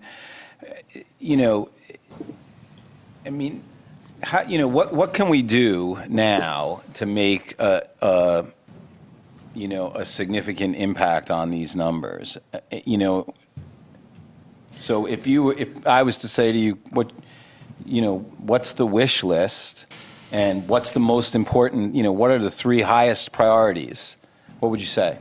Yeah, and our gaps were prioritized, so I can say that pretty specifically, that the fully funded best practice rapid rehousing program is the #1 identified gap.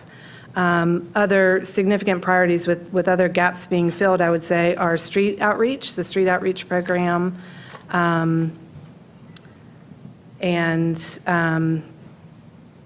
the accessible housing focused shelter piece from IFC.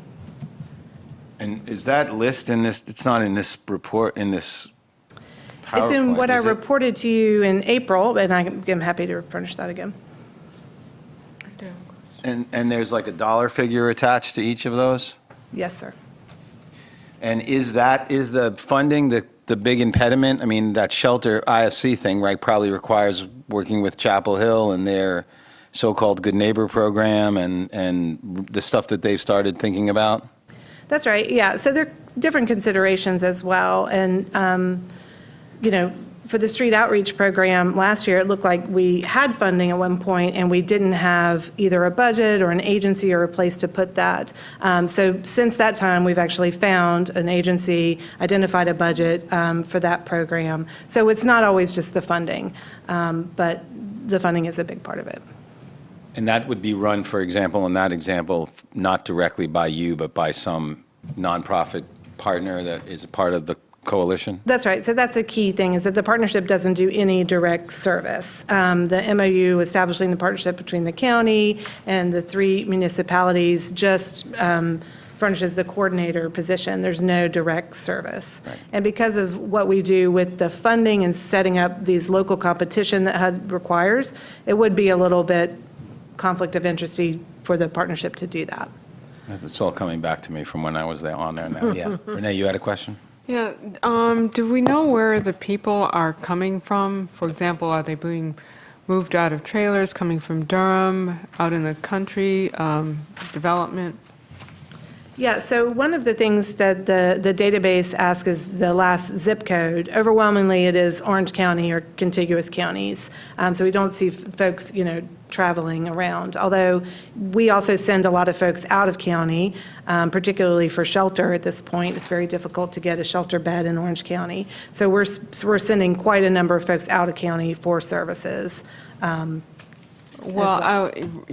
was actually concerned about where they're coming from, what is happening in Orange County that is causing the homelessness, beyond, those folks that are perpetually homeless. I mean, we know that some people just will, as we discussed earlier, they'll be that way, but as we continue to see new people, where are they coming from, or what are the circumstances that cause them to be homeless? Do we have that information?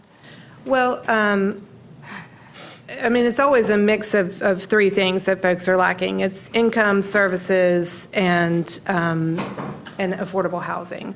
So it's...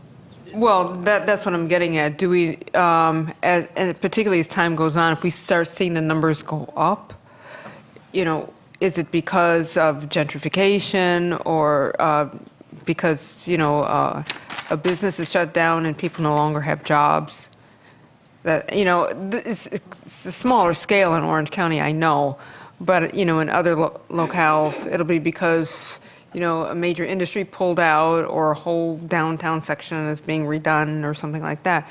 So do we know, or can we at least maybe keep track of, or try to find out anyway, and keep track of what is causing the homelessness? Yeah. I mean, if it's identifiable. In some cases, it may not be. Yeah. But if we know that, for example, a trailer park had to be shut down for new development, or if a major department store pulled out and people no longer have jobs. Yeah. Okay. And I would say for the folks that have experienced homelessness for a long time, we have had really good success in housing those folks. I mean, that is the decrease that we've seen, is 50% decrease in chronic homelessness. So that's... Any other questions on this item? All right, thank you. That was an excellent report. Next up, 7B, update on Orange County's website redesign. The board will preview the newly revised Orange County government internet website. I think that's redundant to say internet website, but Todd McGee is here to preview. Good afternoon, good evening. This was intended to be more of a reveal, but a little storm called Florence got in our way. We were expected to go live on the site last week. Right on the day she was expected to reach North Carolina, so we decided it probably wouldn't be a good idea to throw a new website out there the day that a storm would coming and people would be coming to the website looking for information. So this is now scheduled to go live next Thursday. Staff is still working hard on it to get everything ready. So this, what I thought I would do is just give y'all like a little bit of a tour of the homepage and then a couple of interior pages and answer any questions you may have. So the first thing you'll notice is we have this large photograph or montage of kind of billboards going on here. So this replaces what is the photographs on our current website. We decided not to go for the pretty scenic photographs because that is your eyes are really drawn to this when you come to the web page for the first time, and we thought it would be better to give them, the visitors, some really good information about things that the county is doing. So we'll have ongoing programs like the passport one you see there. If this had been up live in time for Local Fest, we would have had a big slide up for Local Fest like we have on our current website now. This is a slide on our senior centers. So we have, we'll rotate these slides in and out as the case may be. Again, we'll put some current information up when we have current programs or opportunities or events that we want to promote. We'll have those here. So this is a good way to get that information out to the visitors the second they come to your website, instead of just having them look at a bunch of pretty pictures. We know Orange County is beautiful, and there's nothing wrong with showing that off, but we thought it would be better to give them some legitimate information that they could use. So this, I'll go back up a little bit here. So one of our, another goal that we have for this website is to try to make it easy on our folks to find what they want to with really one click once they get to the website, and no more than two. So the government, these mega menus, what they call mega menus up here, they are still a work in progress, but what we want to be able to do is make it easy for a resident to come and find, if they know which department they want to go to, they can go to government and then click over here, and it will take them right to that they want to go to the information technologies department. It takes them right to it. Then they'll go back to get to the homepage again. Service again, these are going to be the kinds of things that you can do from the county, the kinds of services that we can offer. So animal services, license your pet, make a donation to animal services, report a coyote incident. These are the kinds of things that someone would come to the website to actually do something. So they want to report that they saw a coyote. They want to look for an adoptable pet. They want to search to see if we have found their lost pet. Government services, they want to come and find a meeting agenda for the upcoming Board of Commissioners meeting. They want to see our codes and ordinances. Any kinds of services that we have, recreation services, if they want to register their child to play soccer in the fall or in the spring, they would come to recreation services and see that. Business is, if you're a business, you need to know where to go to get permits or inspections needed. With the Planning Inspection Department, you want to look up property information. You're thinking of relocating here, so you want to go to the Orange County Economic Development website and see what they have. Or you want to check you're looking for a business, so we have links to the Chapel Hill Carborough Chamber of Commerce and the Hillsborough Chamber of Commerce. If you're interested in commercial recycling information, those kinds of things there. Visiting again, if you want to come and check out, if you want to reserve a county park, if you want to come find things to do, we'll link to the Visitors Bureau website in particular on this one. And then the how do I request a curbside recycling card, or how do I pay for a pet license or reserve a picnic shelter or something like that. So we want to try to make these menus be as all-encompassing as they can. So hopefully 90% of the time someone comes to the website, they can find exactly where they need to go on the website just by looking at those mega menus. Up top here is our links to our Facebook and Twitter feed. So if you go to anywhere on the website and you want to come back to the home page, you click on that OC Home button, and that is the same on every page in the website. So you'll never get lost. One thing that's going to be different is there's more information below what they see on the screen than what is currently on our website. So you'll scroll down. I'll show you some more of those features. So here are some more quick links. Again, these are the kinds of things that we look at the website stats and see that these are kind of the most common pages that people are accessing. come in and look at what kinds of jobs are available. People want to sign up for, try to come and work for the county. They want information on the county commissioners. Again, the county departments is a link to the county departments. They want to sign up for a county newsletter. So these buttons can change as the site develops. We'll look at the stats, and if there's a page on the website that's starting to get, or a section is starting to get more traffic, we'll just switch those buttons out and put those in. And again, these buttons then go to almost every other page in the website. I'll show you, there's a few departments that have their own buttons. If you continue to scroll down, this is where you'll get the latest news. So we'll have features on, there's one on Janet Sparks, who retired after a very illustrious career. There's the map of the pilot project that y'all are going to do, that the board approved to bring high-speed internet to rural areas of the county, and then animal services, and those will rotate around. We'll just update those as we get more news in. If the user wants to see more, they can just kind of scroll to the right here, and they'll see more this way. And there's no limit to what we can have in this section. We will try to keep it somewhat current. We don't want someone to come to this part of the page and see a press release about a program that expired 2 weeks ago or that the signups are passed. Then we'll go down here. So the calendars are the next major function. So we'll have, oops, I'm not used to this mouse. So we'll have two calendars, and they'll just click here to view all the news that we have if they wanted to. We have two calendars on the home page, one for events. These are things that are going on, like at the library, the aging department, any other place in the county, DSS job fair. This calendar pulls from all of those calendars, so nobody has to update this calendar. When all these departments update their calendar, it automatically feeds into this calendar. So that's a very easy way to keep it current. The county meetings calendar, which y'all will be interested in, is your meetings as well as all of the meetings of the advisory boards and commissions. This calendar is kept out of the clerk's office. And so they're the only ones that have access to updating this calendar, but they do a great job of keeping all these updates on here. So those will be the calendars, and you click on, for more details, you would click on the event, and it will take you to their page. So you would see more details about where it is, what time it is. You could also click on View All Dates. And so it gives you a month-by-month calendar of all of those calendars that are pulling into that one. So there's the Local Fest event. So if you click on that, you'll see that it has information about Local Fest, a description of it, where it's going to be.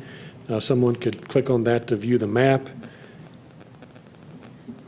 So the calendars are a little bit more robust, and also I like that they're automated, that nobody has to keep updating more than one calendar. You just put it up there once, and these calendars are compiling calendars. They compile other calendars.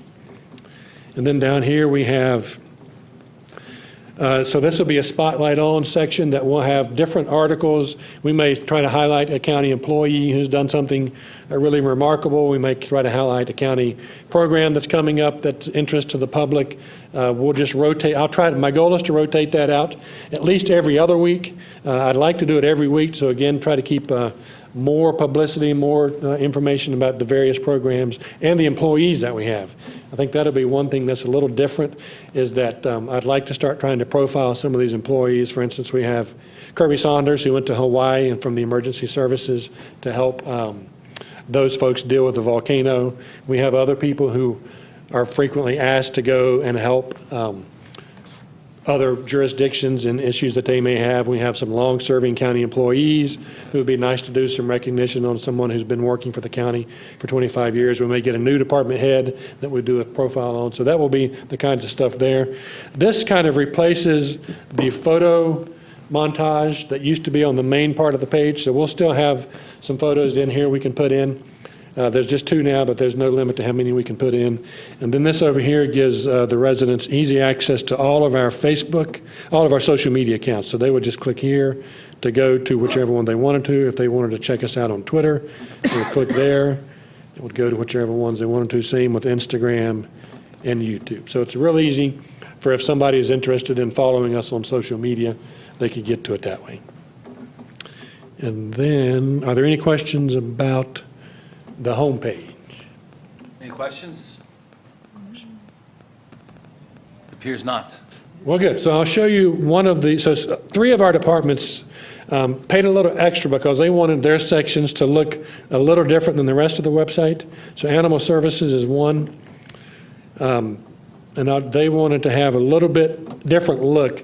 And the Animal Services is the most popular section of our website consistently. People love to come and look and see what animals are available for adoption. I think they're coming to look to see if we have found their lost pet. But this is the most popular page on our website. So they wanted to have their own look, so they have their own buttons on their pages. So you'll see these are different from what the rest of the website will has. All the other departments will have them, ones that we saw on the main page, but they paid for this package that gives them a little more customization. So they're going to have their own. Then they'll have their own information down here. They've got their own social media accounts because, again, they're giving good updates, constant. So getting the social media feeds helps keep their, you see this is 4 hours ago, helps keep their page current and fresh. There's always new content on there. And then they have information down here. So, again, they're doing sort of what we're doing on the front page. Instead of just having photographs, they're actually putting information on those slides there. And then their bottom the bottom of their page will look a little differently too. So they have more information on there. And then their bottom down here is slightly different than the rest of the website. And the library was also a department that had a new page, a home page. So let me get to show you theirs.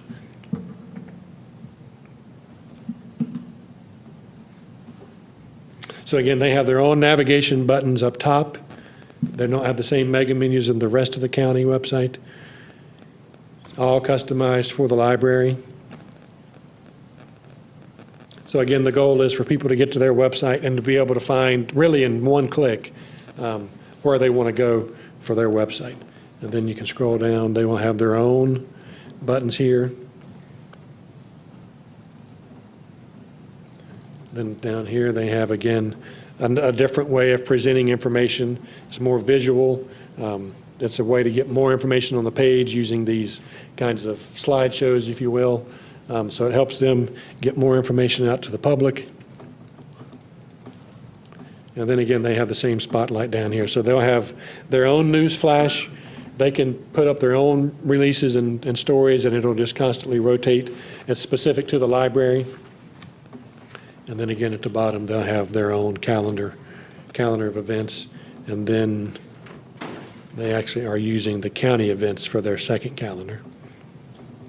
And again, social media here, their social media. And then the bottom footer is a little bit different for them too. It's got their library branch information on there. So the staff, I think it was, I told the department heads at the last department head meeting to be nice to their webmasters because the way you update this site is completely different than the way you update our current site. Our current site, all of the changes you make to pages are on the page itself. You go to the page, you log in, and you start editing. This site, a lot of the updates are done behind the scenes. So you don't go to the page, you go to the module that contains the information you want to update. It might be an FAQ, it might be a list of links that you want to display on the page, it might be the calendar of events that you want to display, it might be the news module that you want to display. So you do a lot of that behind the scenes, and then it automatically shows up on the page. And the advantage to that is if you have, let's say you have a list of links of pertinent information that you want on 3 different pages. On our current site, you would have to, if you wanted to make a change to one of those links, you'd have to update it on all 3 different pages. On this site, you go behind the scenes, you update it in one location, and then because it's updated there, all the sites that are using that information, it's updated automatically there. So it's a lot easier to update. There's a lot more that we can do with it. We had a training session with staff today.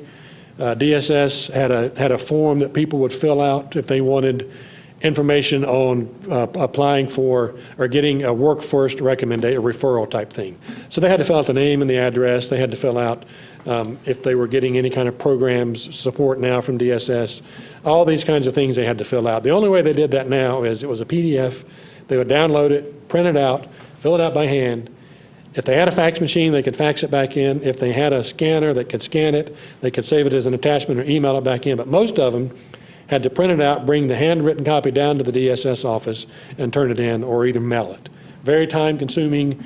Now we went through this, and she asked me today, she said, could I just do an online form for this?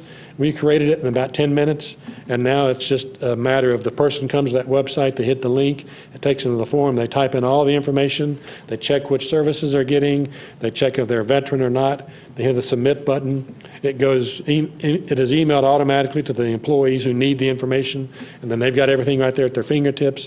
They can call the person to set up the appointment for them to come in. So it'll be a lot more user-friendly for the residents than what we currently have, which I think is a big plus for our citizens. It will be a little bit of difference for them to get used to it, different navigation, different look, but there's so much more that they'll be able to do online, and there's so much more services that we can offer online too as we get through this. We can start having rooms reserved online. We can start having people pay for their water inspections that they request online. So there's a lot more that we can do with the website now than what we currently have, and it'll be a work in progress, as websites always are. They're fluid, they're changing every day. So we look forward to rolling it out. Hopefully next week, nothing will come up between now and next Thursday that's going to cause us to push it back again. Could you please scroll down to the bottom of this page?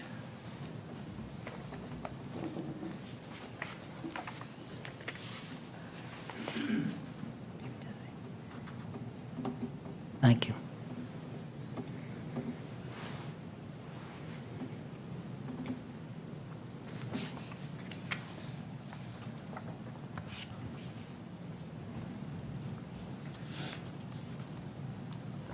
What does it say when you click on Contact Us? That will take you to a staff directory. So then you would go by department to find who you wanted. On the main page, we have a Contact Webmaster button, which will send an email to me and David Hunt, I believe, is the people who get that. So you would click on that, and I'm not sure if this computer's set up with email, but it would pop up an email that you would then send your email in, pre-addressed to the web admin. It is going to work. Okay. I don't want to go through all that. All right, any questions or comments or feedback on this? And it is ADA compliant.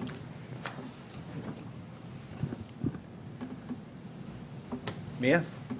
So it looks good. That's a lot of hard work, getting it to this point. It really does look good. And one thing that you just mentioned that I think is delightful and is a great thing to do is your thought about highlighting employees. With as many employees we have, I just know that there are a lot of really great stories that must be there, and I think people don't really relate to county government very much unless they end up having a particular need and then comes up. So I think we have great staff, and I think that's a wonderful opportunity to share those stories and also let staff know that we are appreciating them as well. So thanks for doing that. Yeah, I think that's great to highlight the good things that we're doing and the good people that we have working. In fact, the one that's on there now, I believe, I'm not sure. I think it's if y'all have not seen or listened to this podcast about Detective Horn and Detective Hunter and trying to solve this 47-year-old murder, I highly recommend that you listen to that podcast. It's amazing that the dedication that they have shown to try to bring closure to some families who don't even live in Orange County for a murder that occurred in Orange County 47 years ago. So it just shows their dedication and professionalism and is really amazing. And they're much closer to solving it than they were 7 years ago when they first started working on it. Penny? So departments that have their own website, like the Visitors Bureau and the Sheriff's Department, what happens when you click on them? So it'll take you to their website.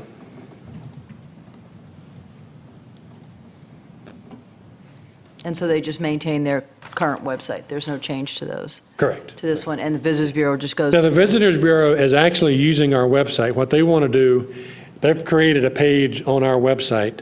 Now, let me see if, I'm not sure where Laurie is on that, so. But yeah, so she has created a page on our website that will then link to her website. To the So she website. wants to put current information on our website, but then uses as a gateway to get to their website. Okay. But the sheriff's will link directly to them. Corey's website, it will link directly to hers. Katie's, Arts Commission will just link directly to those. Got it. Other questions or comments?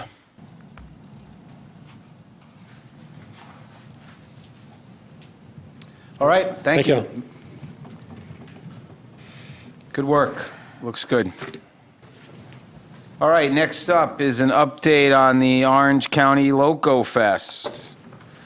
No, it's Local Fest, but it's going to be Loco. The board will receive an update on preparations for the Orange County's first annual Local Fest. Travis Meeran and Evan Hatch to make the presentation.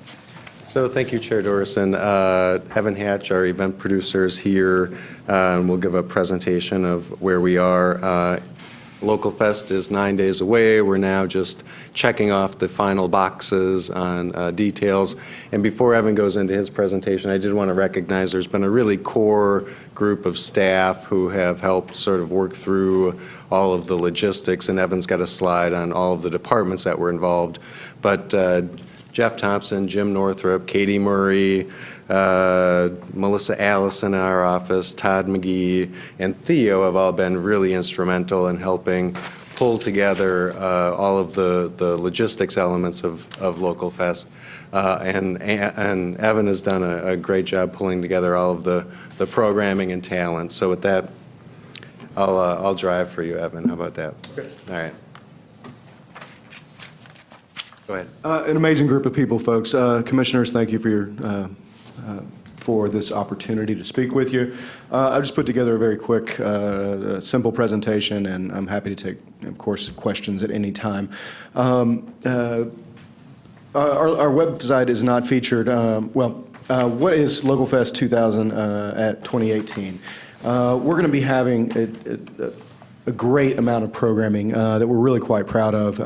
Quite proud of our outline and all the work that everybody has done to pull this together. So essentially, a quick a bullet point list of some of the things that we're really excited about is letting people know about Blackwood Farm Park and doing it through this programming. We're going to be featuring 12 musical and dance acts on 2 different stages. Both are acoustic stages.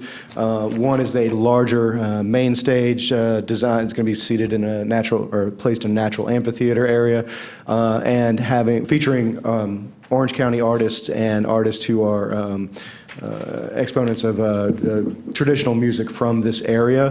That's going to be featuring eight acts on the main stage, and then 4 groups, including the Bouncing Bulldogs and other dance groups, on a smaller stage on the other side of the campus. We're going to be having local artists. These have been coordinated through Katie from the Orange County Arts Commission. Has done an amazing job of a juried art fair, ensuring that all of the arts are made by Orange County artisans and indeed handmade in studios in this area. In addition, quite proud, my background being in folklore, I've always had an interest in material culture and how objects are made. So we will be featuring the work of traditional artisans who are actually going to be practicing those traditions on site, and that's going to range from people throwing pots to making spinning and dyeing yarn, making quilts. We're going to be having some of the newer Maker Faire artisans that are becoming very popular with the younger generation. And again, all this information is on our website, and there's plenty more there to be seen. We're also really happy with our children's programming. So we are going to be, and please, if I miss something, just let me know, Travis. So really strong children-centric activities. First, we're going to be having one of our local partners, the Piedmont Wildlife Center, will be putting on 3 different birds of prey presentations, so hour or 30-minute presentations over 3 different periods during the day for kids to learn about raptors and other birds of prey. We're going to be having a sheepdog demonstration that we're all really, really excited about, and that's from a local artisan from Cedar Grove. Printmaking workshop, so actually letterpress printing that'll be done on site with kids and artisans. A public art muraling project. It's going to be taken on by a gentleman named Cornelio Campos. In addition, the Bouncing Bulldogs will be doing a presentation with of jump rope and also the paper hand puppet intervention, our neighbors right across the line in Alamance County, and a gentleman named Gigetto, whose name is Tarish Pipkins, who's a nationally known puppeteer artist as well, will be doing demonstrations. So really excited with our outreach to kids, and also we'll be having also of interest to them, animal-centered attractions such as local farmers will be bringing Shire horses, pig or sow and piglets, an oxen from Chapel Hill Creamery, and also the aforementioned the dog show. So we got a really great show from our four-legged friends. Mike Lanier, of whose idea this was originally to put on Local Fest, has gathered up a contingent of 12 community groups, service organizations.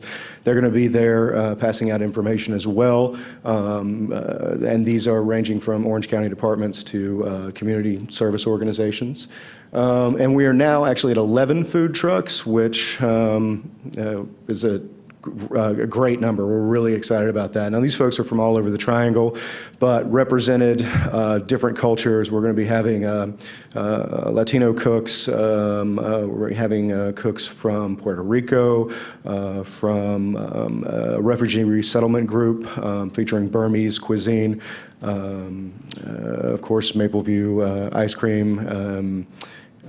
Neil's Deli, just great Orange County and surrounding areas. Artisans will be out there, so make sure you bring plenty of cash or a credit card to sponsor, to support the local artisans. And then, of course, the 4 beer participants, Councilman Markopoulos, I'm sorry, we were turned down by Steel String, but we do have 3 other great breweries and 1 cidery and brewery.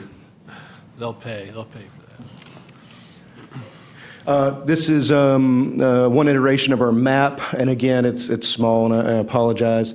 But you will see there an incredibly, a very concentrated area. It is a large area. This entire site is just absolutely gorgeous, and we really wanted to incorporate the buildings on the area without overwhelming the natural beauty. So you will see, of course, with Mr. Letman's help and vision, basically. He's created a really lovely transit system for folks to be able to get in and out of the Blackwood Farm Park, which is notoriously one-way street, notoriously difficult to move in and out of, but we're really excited about our shuttling schedule.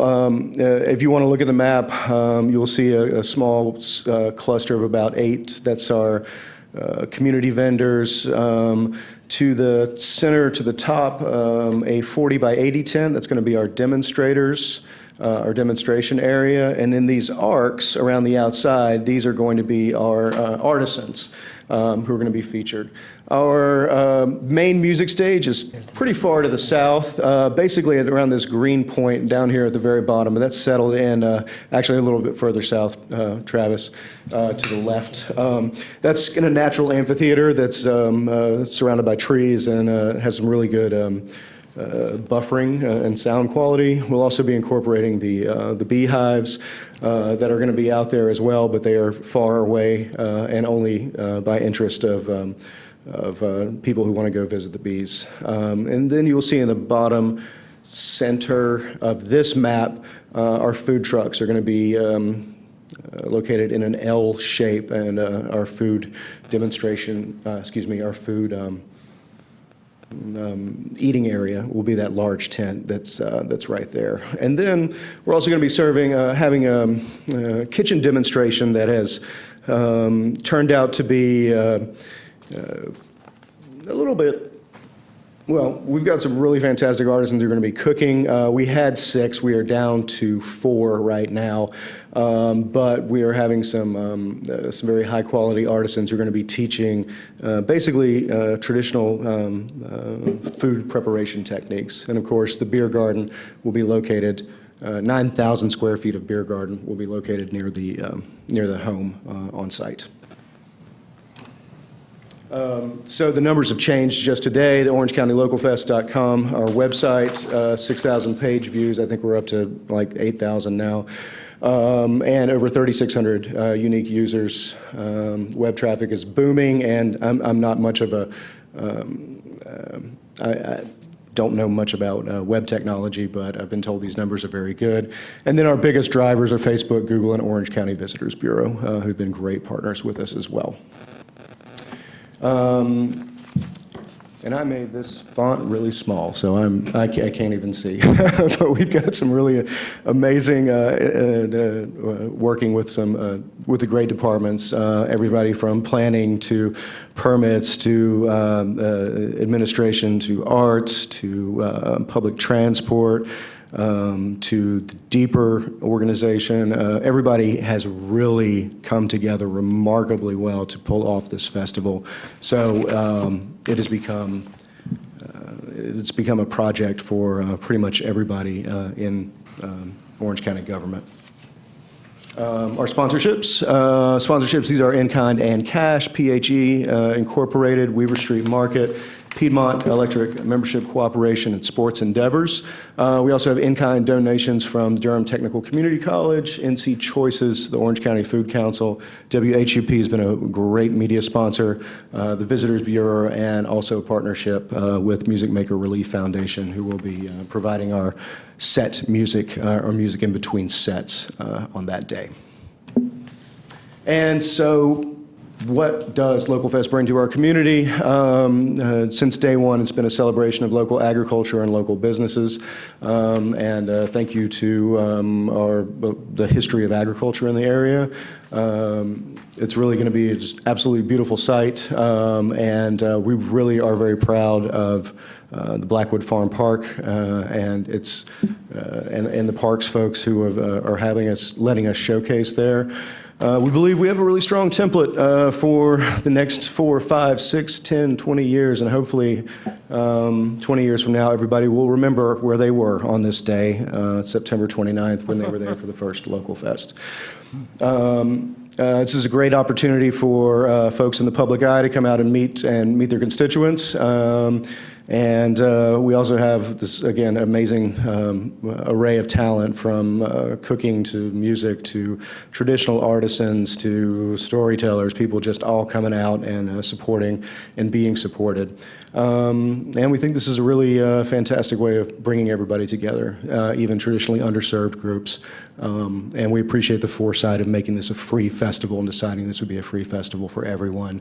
And then we think we got a model for other people to borrow from, steal from, and we think this is a new, really strong take on the idea of a county fair. That's our logo, provided by Melissa Blackburn, who works in the administration over at Link Building. Put this together, and we really feel is under this roof under this barn roof, we have so many things that fit as part of Orange County celebration. So this is it. I have advanced copies. We have, I guess, payola here, if I can just distribute, if I may approach. We have signed and numbered posters that will be sold at the festival, and these are made by Merch out of Chapel Hill, if I may. Of course. Go ahead, yeah. And while Evan's doing that, I'll just remind the board, this is a free event. Any proceeds that are raised during the event will benefit the Breeze Farm Beginning Farmer Program. And we are using Article 46 Economic Development Sales Tax proceeds to fund the expenses. So We also are, excuse me, still looking for volunteers. So if you'd like to volunteer, anyone in our viewing audience, go to the website and volunteer. Great, thank you. This is great work, everybody. Are there questions for Travis or Evan? All right, well, it looks like it's going to be great. I'm very excited, and I appreciate your work on this, in addition to all the staff. It's been a pleasure. Incredible work on this, and your enthusiasm is infectious. And so it's going to be a great program, a great event, and I'm looking forward to seeing everybody there. So I would call on all my colleagues to put it out on your social media Been doing it. stuff as well, including the call for volunteers. So, yeah. Well, thank you for your time. Is there going to be anybody doing site interpretation? The Blackwood House or the Slave Cemetery or the Old Road? No, sir. The Slave Cemetery is not incorporated into the festival plan. We thought it was kind of far away. And otherwise, we are sticking just to existing signage that's out there. The barn will be incorporated for some of the animal exhibits, and the corn crib and pen will also be incorporated. But there is no, sir. There is not. Well, I would suggest it might be nice to have somebody there who explains how the county came to own the property and what the plan is for the property and what the features are on the property. I agree. Maybe we could work with Deeper to have something like that at one of these. We've got the where there's departments that'll be out there. We'll make sure that Deeper has a table out there. Deeper will be out there, of Right. course, and so we'll make sure some staff is out there with some information about the Blackwood Farm. Thank you. Plenty of room in the community area. Yeah. Penny? Yeah, just real quick, Commissioner Dorson said in an agenda review meeting that we should definitely be hitting the high schools up because they could get to some service hours. I don't know if we've done that or not, but you got a week left, and they could certainly, it's a fun event for service hours. Right, it So is. maybe hit up the high schools. Thank you. All right. Excellent. Thank you. All right. Moving on that brings us to the consent agenda. Are there any items that anyone wants to remove from the consent agenda? Renee? G. G. I can always count on you, Renee, to take Yep. something off the consent agenda. Anybody else? F, I have a question on F. Earl, F. Anybody else? Barry usually has some. All right, so is Move the there a rest of the motion to consent. move the rest of the consent agenda item less F and G? Penny's made that motion. Second. It's been seconded. All those, it's been seconded. It's a foot race for the seconder. It's been seconded and thirded. All those in favor say aye. Aye. Those opposed? That passes 7-0. Now we'll go to item F. That was Earl had pulled that. Earl? Yeah. I'll address this to the attorney. This is amendment to emergency services debris removal. It's an amendment to the contract, but on section 6, or item number 6, responsibilities of the county, it still refers to the solid waste director as Gail Wilson. Is that a non-issue, or? Well, it is. It would be referred to the director, but that can be adjusted. By title, or should that? Well, Gail Wilson's not there, and he was the director, so anything will be assigned to the current director, but we can make that change. Okay, I'm just asking if that would, maybe clean it up a little bit. All right. Any other questions on that, Earl? I mean, and I'll move the item with that. Second. Okay, item's been moved and seconded. With that clarification, all those in favor say aye. Aye. Aye. Those opposed? That passes 7-0. Item G, Renee. Yes, I had just a couple questions. This abstract says that it's based, this health contract is based on population of up to 180. So my question is, do we frequently reach that number? And I would just say that, when we were discussing the detention center, we didn't, we're looking at a lower population? This this contract is a contract that originated in 2008. The number is a number that would be the highest it could be, so they pick a very high number. I think we did hear that there were times when we could have that many, but it's not common. But that's, in these health contracts, you always have a percentage above what your capacity is so that the contract serves all that is in the facility. Okay, that makes sense, but I was just concerned, if we've got a detention center that doesn't even hold 180, that we are basing a contract on up to 180 people. Yeah, that was a number from 2008, and so we're just... 10 years ago.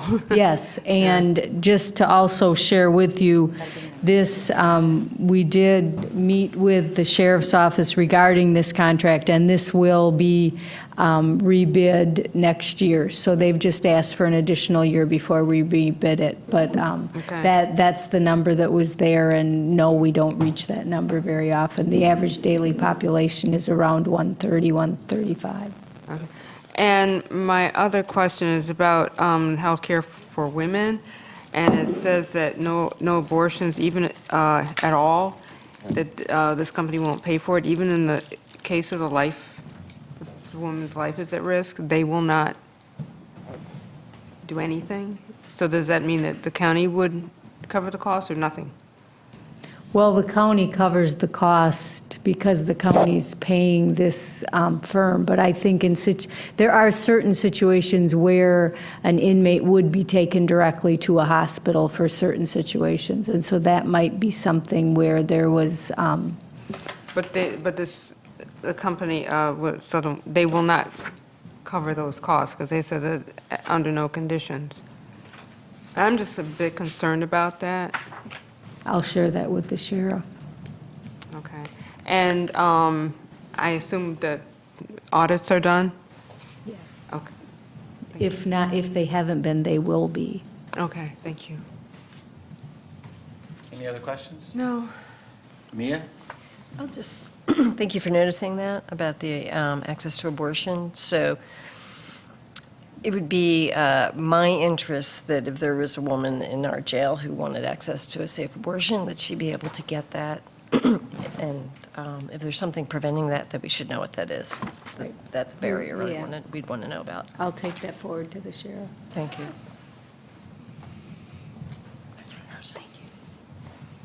So,